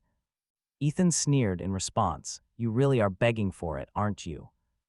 I already pushed you down the stairs, instead of hiding from me. You still lean in. I do not know how cheap you are." Zachary's eyes filled with tears, he sniffled, "I am not. I know you did not do it on purpose. I do not blame you." Zachary leaned close to Ethan and whispered, "I just wanted to tell you how it feels to be kicked out of the house. I said it, the one who is unloved is the real trash. Looking at it now, Ethan, you are a complete and utter piece of trash." Zachary thought Ethan would not be able to hold back from hitting him, thereby confirming his brutality, but Ethan only gave a light laugh with a mocking expression. Ethan said, "I really have to thank you. You helped me get rid of that family, and I even got a compensation fee. You do not know, in the past I truly had absolutely nothing." Hearing these words, Zachary's face instantly darkened, because what Ethan said was true. Ethan indeed used to have nothing, but now he had clear skin and delicate features. He had also obtained a massive compensation. Zachary gritted his teeth. He felt a vague sense of unease. "You were kicked out by your biological parents and sister. You will never have their love and care.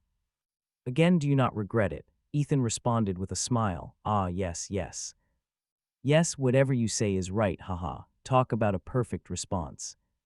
An unnamed fire blocking his chest, a dull ache. Ethan looked at Zachary's pale face and smiled playfully. "Why does your face look so ugly? Could it be your kidney deficiency has gotten worse?" Provoked by Ethan, Zachary held his chest and stumbled back. His face turned even paler. "Why must you humiliate me like this? I just wanted to be friends. Why do you have to treat me this way?" Then he turned his gaze to Mia, looking at her with tearful eyes, attempting to display his fragile side. Mia puffed up her little cheeks. She muttered innocently, "You ate classmate Ethan's vomit. You are a creep, so could you please leave?" This was pure gold. Broke Zachary's defenses. He started coughing violently and looked at Chloe. Full of grievance, "Chloe, I am not sick. I am just having a panic attack." Caused by Ethan's humiliation, you must believe me. Chloe frowned and stepped forward. You should go to the infirmary and get checked out first. Your face looks really awful. Do not come looking for Ethan anymore. He will not apologize to you. Ethan nodded slightly, expressing agreement with her words. Chloe truly could not understand why Ethan had not realized his mistakes, even if Zachary was at fault. Ethan's action of pushing him down the stairs was completely unforgivable. She felt disappointed and angry toward him, seeing Chloe's reaction. Zachary was secretly overjoyed. He looked at Chloe in a coy manner. Khlo only wanted to ease her relationship with Ethan, never expecting Zachary to actually take it this way. His words sounded soft and weak, his eyes filled with love. He truly believed that with Ethan kicked out of the Zayn family, the marriage alliance with the Lawson family would naturally fall right into his hands. But Khlo suddenly felt a wave of nausea, deciding to head to the infirmary. She quickly headed back to her seat, while Zachary completely failed to notice the impatience in her eyes. He still assumed she was simply worried about him, turning his head to glare venomously at Ethan, who did not hesitate to flip him the middle finger right back. Mia looked at Ethan, wondering why Zachary kept causing trouble even after he left the family. Ethan sighed helplessly, knowing that some people are just born to be smacked. Arrogant guys like Zachary simply begged for a slap, and Ethan could not stop them even if he tried. Outside, drama was already waiting. Zachary ran over excitedly, asking if she came specifically to pick him up. The surrounding classmates looked at Fiona with envy, admiring such a beautiful, wealthy older sister. However, Fiona's expression shifted the moment she spotted Ethan. She told Zachary to head home first, dismissively, before walking straight toward Ethan. Fiona approached him, asking softly if riding his bicycle tired him out, and pleadingly offering to give them a ride in her car from now on, hoping he would agree. Ethan ignored her completely, keeping his pace as Fiona scrambled to catch up. Wearing a forced, flattering smile, she admitted she had not been a good sister. She begged him for just one more chance, promising to be a good sister and never make him angry. But Ethan remained completely unmoved, his cold silence causing Fiona's eyes to well up with tears as she choked up, pleading with him not to ignore her, begging for a single chance to make things right between them. She stared at him with pleading eyes, not expecting him to forgive her right away, but only hoping he would stop resisting her so fiercely. Ethan smiled with a trace of playfulness, asking what she truly wanted from him. Seeing his sudden smile, Fiona quickly wiped her tears and whispered in a low voice that she would not cry anymore, begging him not to hate her as she only wanted to treat him better. Ethan merely nodded and told her to stay away. He explained that was what was best for him, causing her heart to tighten. Filled with sorrow and regret, she shook her head, terrified that if she walked away, he would completely forget her, promising to grant any other request he could possibly make. Ethan scoffed, calling Fiona incredibly shameless, while Mia, standing right beside him, could not watch this act any longer, coldly pointing out how they kicked Ethan out of their home only to put on a pathetic show now, calling them deeply hypocritical. If they truly cared, why did they treat him so horribly in the first place? Fiona paled instantly, those words hitting her chest like a physical blade. She let go of Ethan's sleeve, clutching her chest while sobbing that she never wanted this. Mia cut in, declaring that none of her tears mattered anymore since Ethan was far better off without them, free from the endless pain and coldness they caused. They never understood him at all. Mia then turned to Ethan with a bright smile, asking if they could leave, and Ethan softly nodded in agreement, ready to go. Watching the gentle warmth in his eyes, Fiona felt another sharp pang of regret. He used to look at her exactly like that, back when he desperately craved her love. She didn't reply. Watching their retreating backs, Fiona's eyes grew hollow, filled with pure despair. Zachary saw this, clenching his fists as he cursed quietly. Why did that guy still have this effect? Why did Ethan even come back? If only he had never appeared. That would be wonderful. Zachary took a breath and walked up to her. He asked if she was okay, wondering if Ethan had made her cry.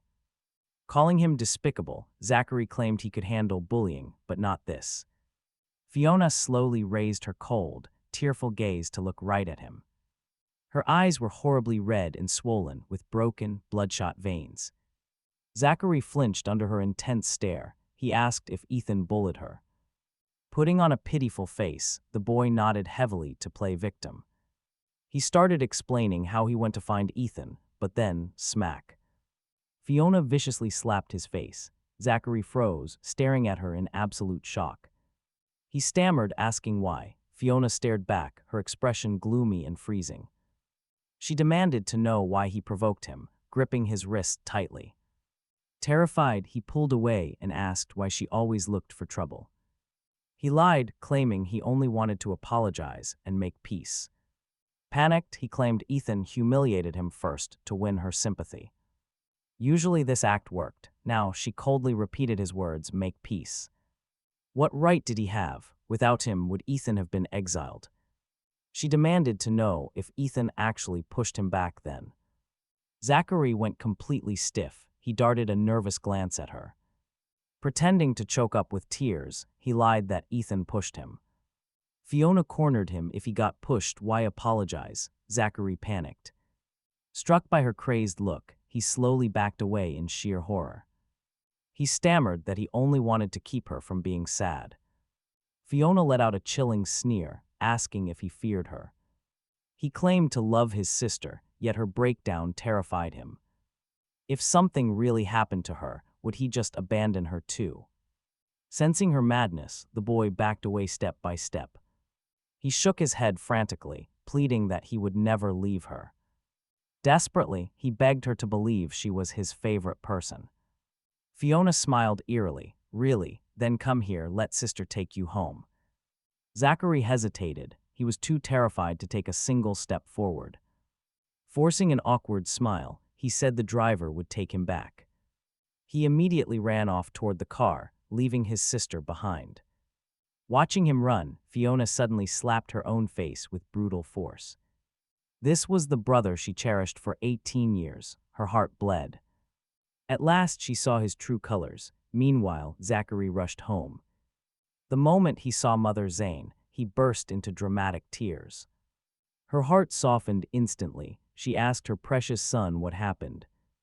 Zachary stayed quiet, only sobbing softly as the slap mark became visible. The red handprint caught Mother Zayn's eye, making her brows furrow.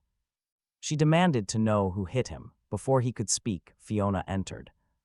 Fiona announced coldly that she did it. Mother Zayn glared in disbelief.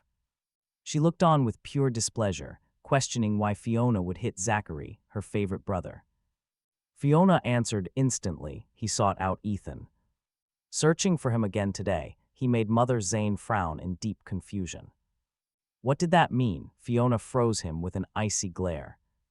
Demanding to know why he went near Ethan, she watched Zachary choke back a sob. He sobbed out his excuse. Our brother got kicked out because of me, and I felt awful. I just wanted to talk, but he publicly humiliated me, Zachary whimpered, acting completely heartbroken. I told Sister Fiona, but she just hit me. It is so unfair, he wailed. Hearing his tears, Mother Zayn felt her heart break even more for her precious boy. How could Fiona hit him for just trying to keep the family together? Why get violent?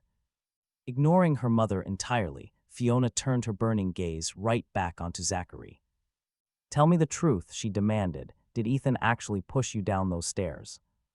Zachary flinched, taking a step back as fresh tears welled up. You don't believe me. It really was Ethan, he insisted. He is a liar who does awful things but won't admit it. How could his own sister doubt him? Mother Zayn immediately stepped in to shield her son. She snapped at Fiona. We all heard what happened that night loud and clear. It was Ethan who pushed him. How can you accuse your own blood sibling like this? Fiona let out a bitter laugh. Really? Then why did Ethan do it when only they were home?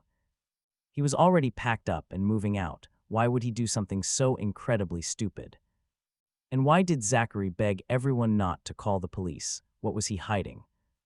Was he terrified the truth would come out? Zachary's face drained of all color. He stammered, claiming he only wanted to protect his brother from any trouble. He took the blame, begging his sister to believe his desperate, pathetic act. He was willing to do anything. Seeing this, Mother Zayn rushed to comfort him. "That is enough, Fiona," she barked. "I believe Zachary, not a word from Ethan." Fiona threw one final, freezing look at them both before spinning on her heel and walking away. Zachary stared at Fiona's retreating figure, his chest burning with absolute fury. He cursed Ethan silently. What did that parasite tell her? Later, Mother Zayn knocked on Fiona's door. Entering the room, she found her eldest daughter curled up tight in the corner of her bed. She looked completely broken and exhausted. Mother Zayn softened her voice, stepping closer. "I shouldn't have snapped," she apologized. "It is my fault, do not be mad. You know how much Zachary has leaned on you since he was just a little boy. I know you are stressed, but you cannot take your anger out on your own little brother. He is too sweet to frame Ethan," she claimed. Hearing that, Fiona let out a hollow laugh. "Zachary is your precious son," she whispered coldly, "but what about Ethan? Just because you did not raise him, you think it is okay to discard him like trash." Mother Zayn stammered that it was different. Fiona snapped back, "What is different? If you had actually watched over him back then, would he have been lost? You spent years crying about how much you pitied him before we finally found him. But look at how you treated him the second he came back. Is this your love?" Her voice cracked as tears finally spilled over. She curled up tighter, burying her face. "I am the absolute worst one here," she wept. "I should have protected him sooner. Otherwise, things would never have spiraled." Suddenly, a memory flashed in her mind. She remembered Ethan smiling, promising he would grow strong and take care of his big sister. But those sweet promises were shattered, and there was absolutely no going back. Everything was lost. The hand Fiona used to clutch her chest kept trembling wildly. She tried desperately to steady herself, but her emotional breakdown made it impossible. It was completely uncontrollable. Terrified, Mother Zayn hugged her daughter tightly. "Fiona, Mom won't scold you anymore. Let's go to the hospital. Mom will get you cured." Fiona just smiled bitterly, her eyes completely devoid of any light. She knew her condition was incurable, and the only savior she had now hated her. Even if he never forgave her, she was willing to do absolutely anything for him. "We were all wrong," she murmured softly as Mother Zayn squeezed her even tighter. Asking through heartbreaking tears what was wrong, begging her to tell her, but Fiona stayed silent. She knew nobody would ever believe all this madness started from a simple dream. It was no dream, it was real, and she remembered every single detail. That was her actual life, and now, a deep hatred began to burn inside Fiona. This was all Zachary's fault, the one who made her entire world this terrible. Her burning rage gave her a new purpose, to make Zachary pay for Ethan's pain. He rode his bike while listening to Mia shower him with sweet praises. He acted totally unbothered, but honestly, he was feeling pretty smug inside. Mia hugged his waist tightly, continuing to whisper those sweet words. She kept complimenting him until his ears were about to turn bright red. Arriving at the classroom, Zachary suddenly burst in with bloodshot eyes. Tears streamed down his face as he stood right in front of Ethan, looking wronged. His voice choked as he cried out that he could tolerate Ethan's bullying. But he begged him not to badmouth him in front of his sister. He claimed Ethan pushed him down the stairs and demanded to know why he lied. This sudden accusation instantly made the entire classroom tense up with shock. Everyone stared at Ethan in utter disbelief, treating him like some kind of monster. Ethan looked at Zachary's pitiful face and gave a cold, dry reply. Zachary kept playing the victim, continuing to speak in an aggrieved tone. He claimed he had compromised so much and asked why Ethan was still so cruel. He could accept the abuse, but begged him not to lie just as Khlo walked in.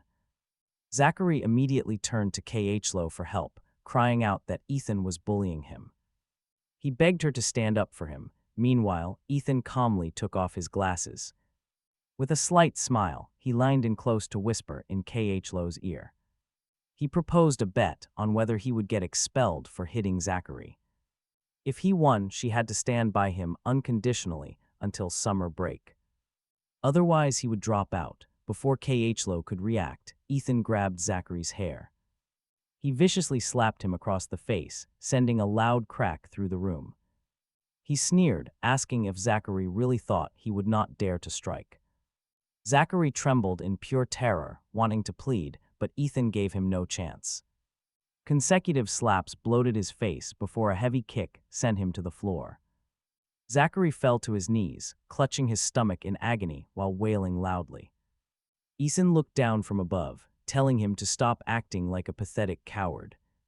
He kept beating him while shouting curses, leaving their classmates frozen in absolute terror. Nobody dared to move a muscle. Zachary's petty little tricks completely crumbled.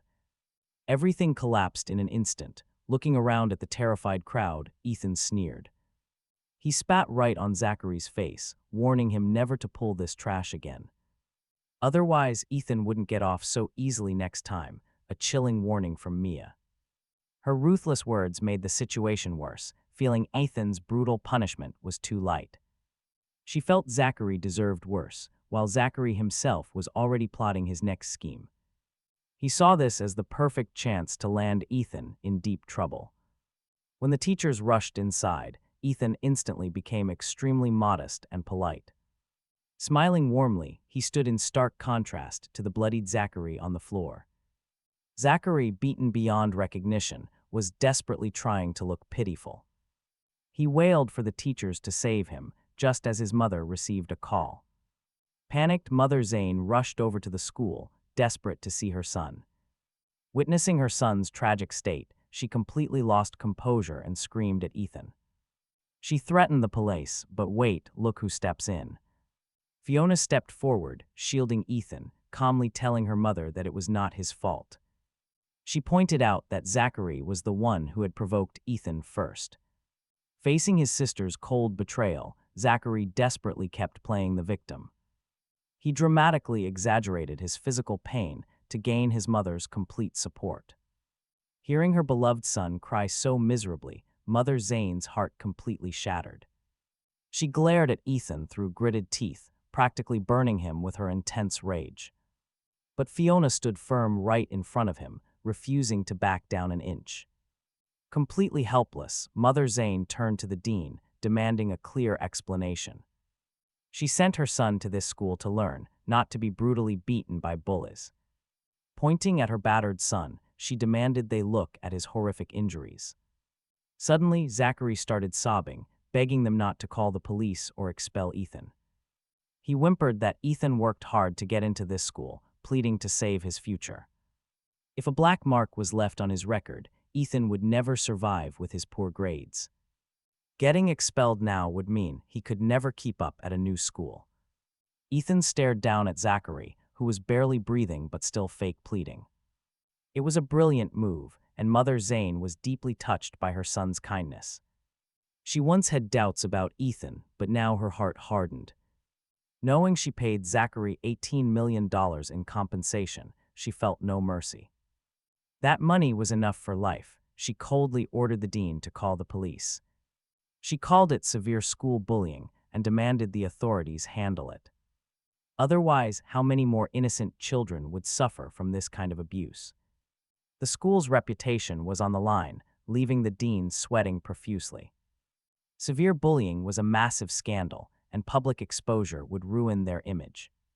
Yet Ethan stood there smiling calmly, as if he did not care at all. That is when Fiona broke the tense silence with a bold declaration. Since Zachary pleaded not to call the police, their family would not pursue it. She declared the matter over, looking at Zachary with a mocking, cold smile. Asking if this was what he wanted, she left Zachary choking on a sob. Before he could even utter a response, he burst into tears once more. Mother Zayn stared at Fiona in shock, suddenly finding her daughter completely unfamiliar. She demanded to know how Fiona could ignore her brother's bloody, battered state. Stung by the girl's icy glare, she watched Fiona casually defend her actions. Claiming she only respected Zachary's decision, Fiona calmly turned to the dean.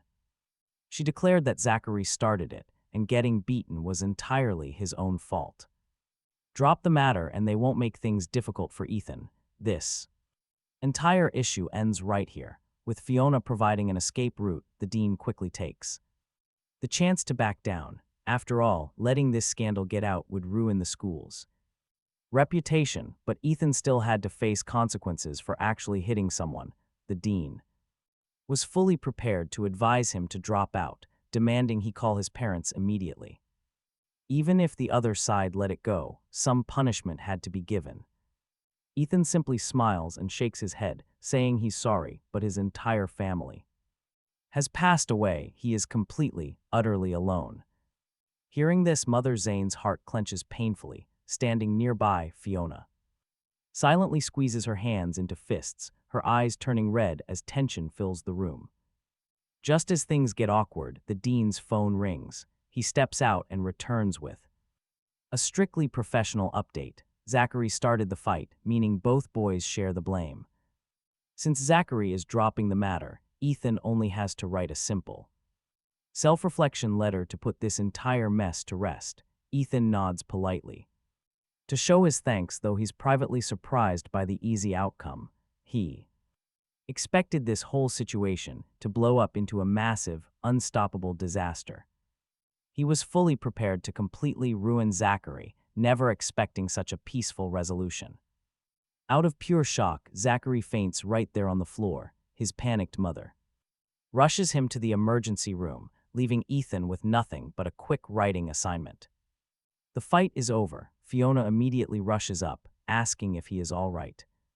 She stares at his bruised, reddened hands, her heart aching so deeply that tears start to spill over. She reaches out, desperate to comfort him, but Ethan instantly takes a step back, dodging her touch completely. Fiona freezes in place, looking totally dazed. She actually believed that helping him would make him soften up, hoping he would finally stop rejecting her with such harsh, cold distance.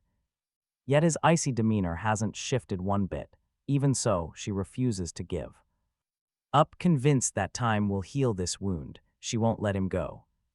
Forcing an awkward smile, she softly asks if his hands are doing all right. Ethan gives her a flat, empty look, saying he is fine before turning to leave.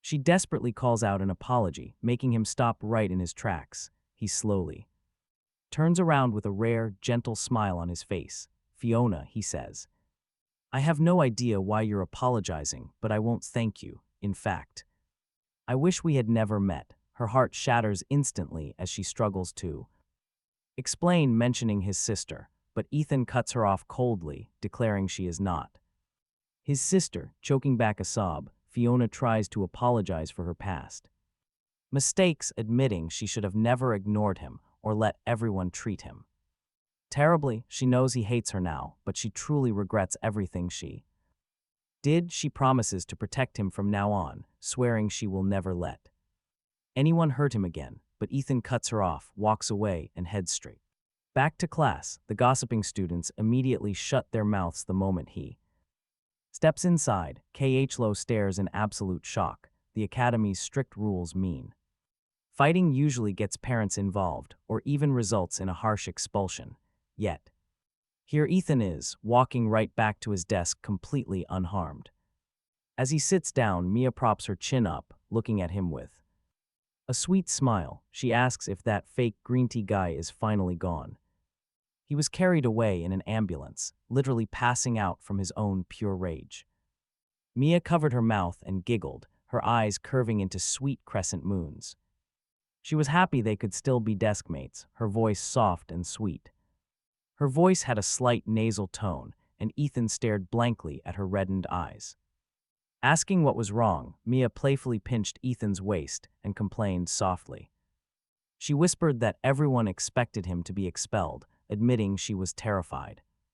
Ethan smiled helplessly, telling her he was confident because of all the evidence. It proved that idiot Zachary framed him, so beating him up was actually mercy. "Really?" Mia asked, half in doubt as she puffed out her cheeks. Ethan nodded with a gentle smile, assuring her he would never be expelled. Mia sighed in relief, admitting she really thought she was going to lose him. Meanwhile, Zachary lay in his hospital bed, swollen, bruised, and miserable. His swollen eyes were slits, but his pride was hurt worse because Ethan barely faced consequences. A simple letter, honestly, talk about getting off incredibly easy. Thinking of this, Zachary cried out to his mom about how much he hurt. He sobbed, claiming he only wanted to keep Ethan away from his sister. Tears fell as Mother Zayn held her son's hand, her heart absolutely breaking.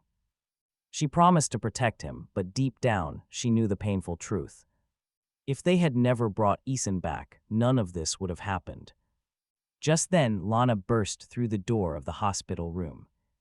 His state was terrible. She instantly burst into tears. She cursed Ethan, furious that he dared to treat her brother this way. Zachary cried even louder, feeling completely vindicated by his sister's arrival. He cried to her about the pain, begging her to get him justice. Lana's face darkened with rage as she vowed to send Ethan to jail. He had no respect for their family, and she would make him pay. She declared that the Zayn family could no longer tolerate Ethan's actions. Mother Zayn sighed heavily, explaining that Fiona had used their family name to protect him. Fiona refused to let anyone hold Ethan legally responsible for the fight. Lana was utterly shocked. Her own sister was actually taking the enemy's side. Their mother could only nod, feeling completely powerless in this situation. She worried that Fiona's mental state was becoming dangerously unstable lately. Fiona's cold glare had terrified her, and she desperately wanted her to see a therapist. Lana was still in shock over her sister's sudden change of heart. Fiona always protected Zachary, so taking Ethan's side made absolutely no sense. She demanded to know if they were really going to let this slide. Mother Zayn shook her head, noting how independent Fiona had always been. She explained that the trauma from Ethan's departure had broken Fiona inside. Fiona simply refused to accept that Ethan could be so cold to her. That denial was the only reason she chose to protect him. Though Lana hated it, she had to admit her mother was right. She was forced to swallow her anger and accept this frustrating reality. Her rage festered. She absolutely loathed everything about him. He should have stayed gone instead of returning to ruin her family. She silently swore to make him pay the ultimate price for this chaos. She walked downstairs, pulled out her phone, and dialed. It was time. Lana wanted Ethan beaten up. Meanwhile, study ended and they walked out. They strolled out of the campus side by side, but a roar shattered the quiet. No escape. Suddenly, 8 roaring motorcycles completely surrounded them. He pulled off his helmet, showing a handsome face as Marcus introduced himself. He wanted to get acquainted, his eyes lingering on Mia with obvious amazement. Marcus was the eldest son of the Ito family, currently pursuing Lana. This sudden confrontation was clearly arranged by someone else behind the scenes. Ethan swallowed his rising annoyance and asked the guy what he wanted. Marcus smirked. He had heard Ethan could fight and wanted to see it himself. Right then, his buddies closed in, no way out. Ethan shielded Mia behind his back, telling her not to worry. He asked if he could call 2 friends over, making Marcus laugh and agree. Mia clutched his shirt, reminding him they were classmates, neighbors, and partners. Since they shared everything, his troubles were her troubles too. A moment later, 2 men stepped out of a vehicle and scanned the crowd. They calmly asked if this was the whole group, and Ethan nodded. Then one flashed a badge and ordered everyone to freeze, police. That paralyzed the gang, and cuffs went straight on Marcus. Marcus gritted his teeth, furious that Ethan had actually called the cops.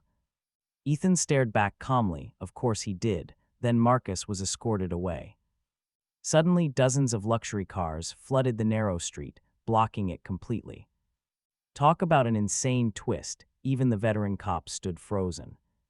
Then men in black suits began stepping out of the cars.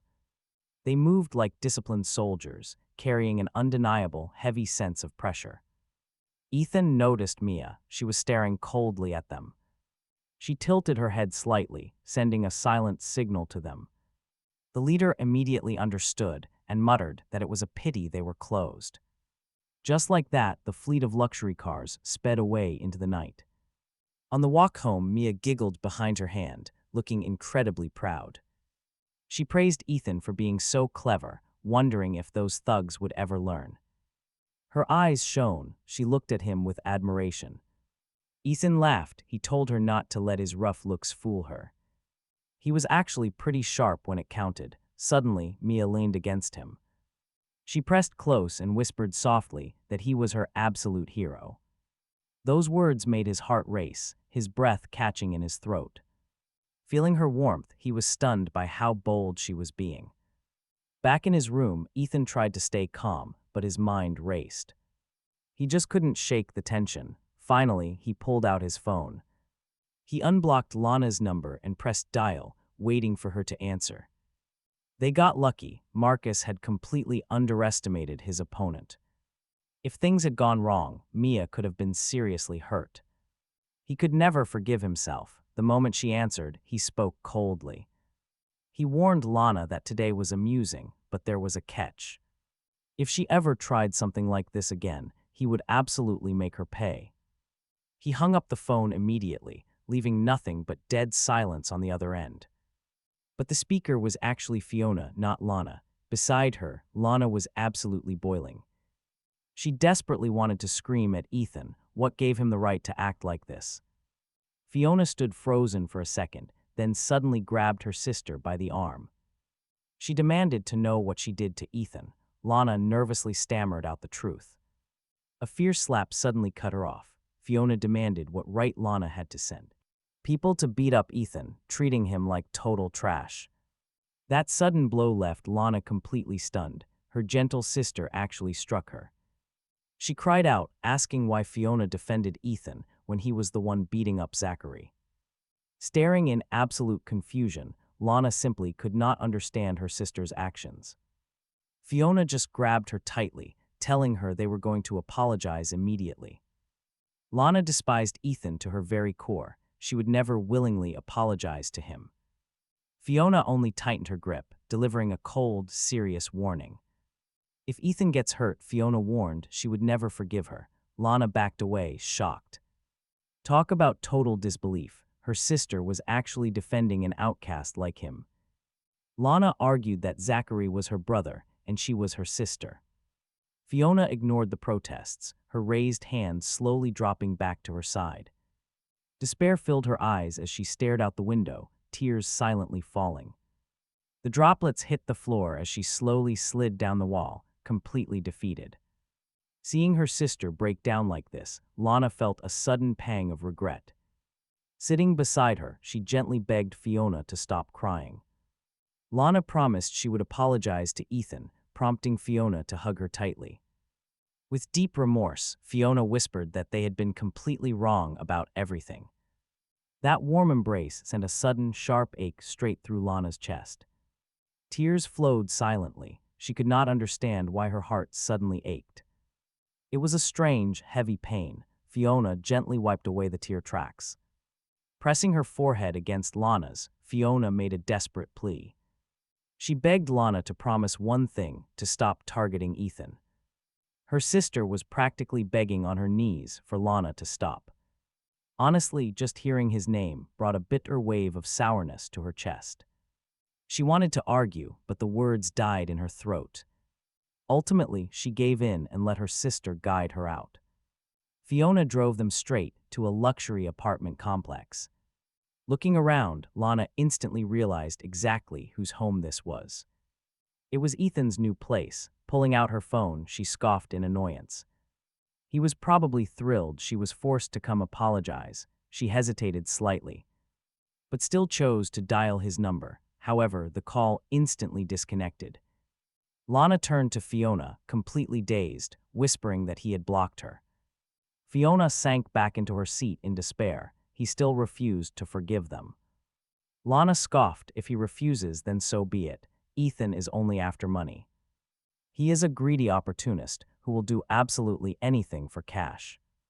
Pulling up her phone, she showed Fiona a bank transfer record. He actually took $1 million from her, likely using it for this apartment. The man even forced her to sign a deed of gift, paranoid that she would ask for the money back. Fiona could only stare blankly. She stared at her phone, scanning the transfer records and the voluntary gift contract. Her mind was a total mess as Lana kept insisting they didn't owe him anything. Without them, he'd probably still be farming in some remote mountain village. How else could he afford a nice house and a top-tier school?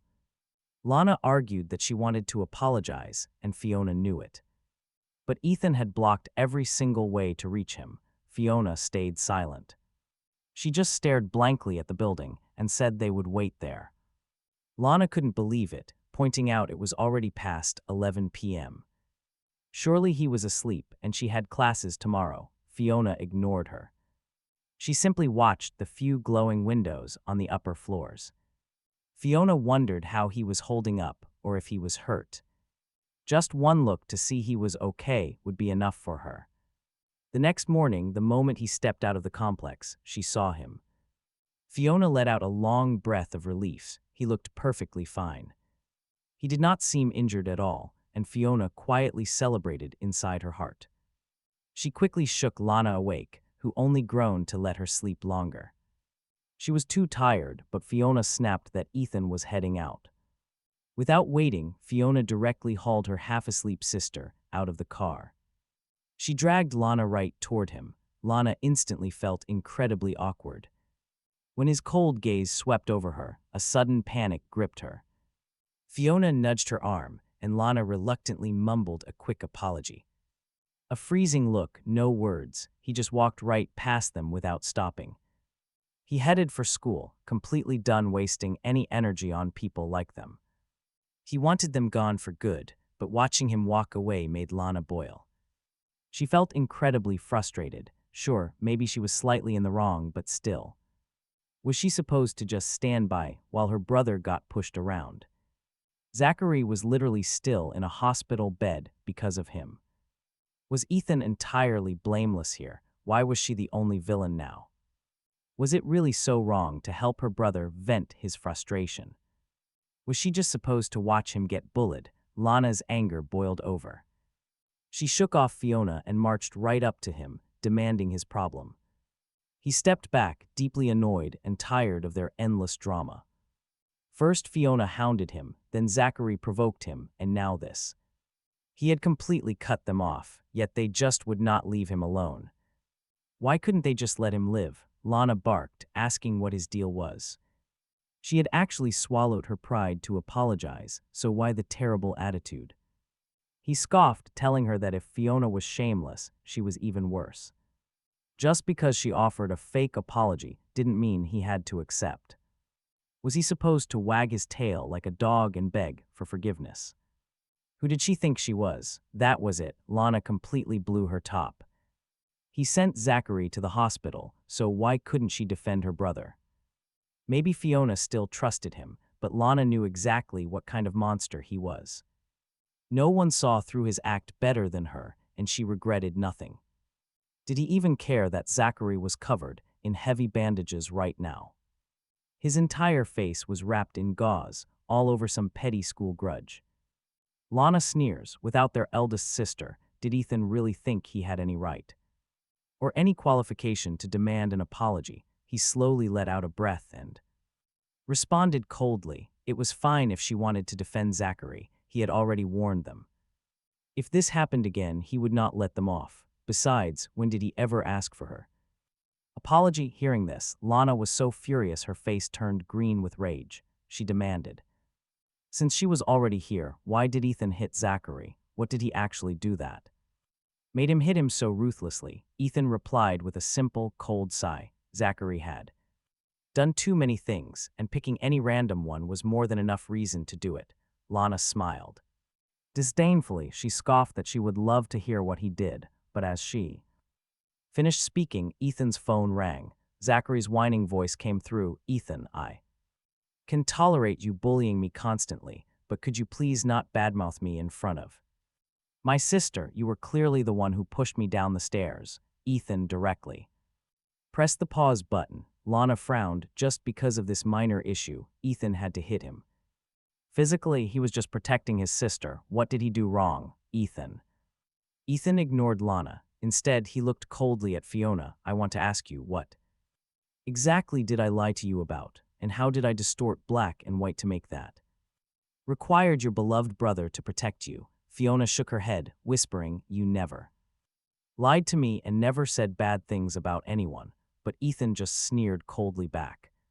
So what, sticking to me all day like a sticky plaster? Look at the trouble you've brought me. His words were like knives, stabbing straight into Fiona's heart. She always thought she was actually helping him, but in reality, she had only dragged him into a deeper predicament, being falsely accused and stared at by everyone with strange looks, although Lana heard her sister clarify everything.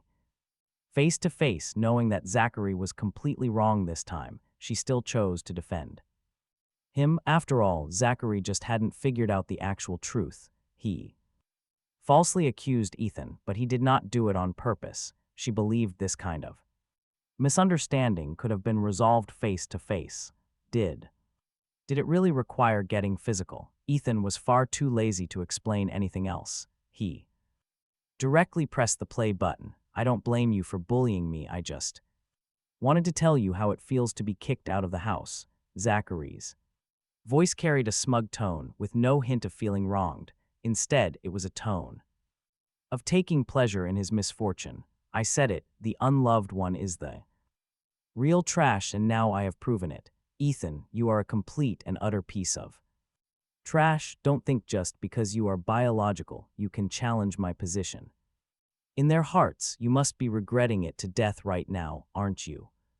I will give you one chance. Apologize to me in front of everyone. Be an obedient dog from now on. Maybe I will show some mercy and let you return to the Zayn family. What a pitiful, spineless loser. Your biological father and mother do not love or care about you. Even your own two biological sisters treat you like a sworn enemy. It truly is tragic. Ethan glanced at the time and pressed the pause button. Ethan told Mia to get on the bike. Being delayed by those two took some time, and it was time to leave. Mia nodded, walking past Fiona and Lana, speaking softly. Since you cannot be fair and impartial, do not come looking for Ethan anymore. He does not need you anymore, because he is living a very happy life. Now, after saying that, she smiled and walked to his side. Lana stood blankly, frozen in place. Her mind was entirely consumed by Zachary's toxic words. She simply could not believe that her sweet, innocent little brother had turned into this. She desperately wanted all of this to be fake, but reality hit her hard. But the moment she saw the tears shimmering in Fiona's eyes, she knew it was real. Ethan had hit him because he lied, not to protect his oldest sister. Lana felt completely lost as Ethan's cold stare flashed in her mind. Suddenly, a sharp pain stabbed her chest so hard she could barely even breathe. Fiona quickly held her. She whispered soft, comforting words to calm her down. Leaning heavily on her sister's shoulder, she waited for the tight ache to fade. Weakly, she whispered that she wanted to see Zachary, so they left together. Through the glass, they saw Mother Zayn happily comforting a smiling Zachary. Fiona's expression darkened. Lana just stared at Zachary's sweet, innocent smile. He looked so completely different from the spiteful, manipulative boy on that audio recording. Honestly, it is wild how someone can wear such a perfect mask. She tried to tell herself he just wanted attention and used the wrong method. After all, he was still young, and kids make mistakes out of spite. She promised Fiona she would have a serious talk with him to fix this. Fiona did not reply. She simply turned and walked away, leaving Lana alone.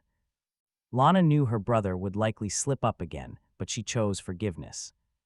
After all, 18 years of memories were simply too deep to just throw away. Staring at his happy grin, she forced a smile, whispering that she missed him.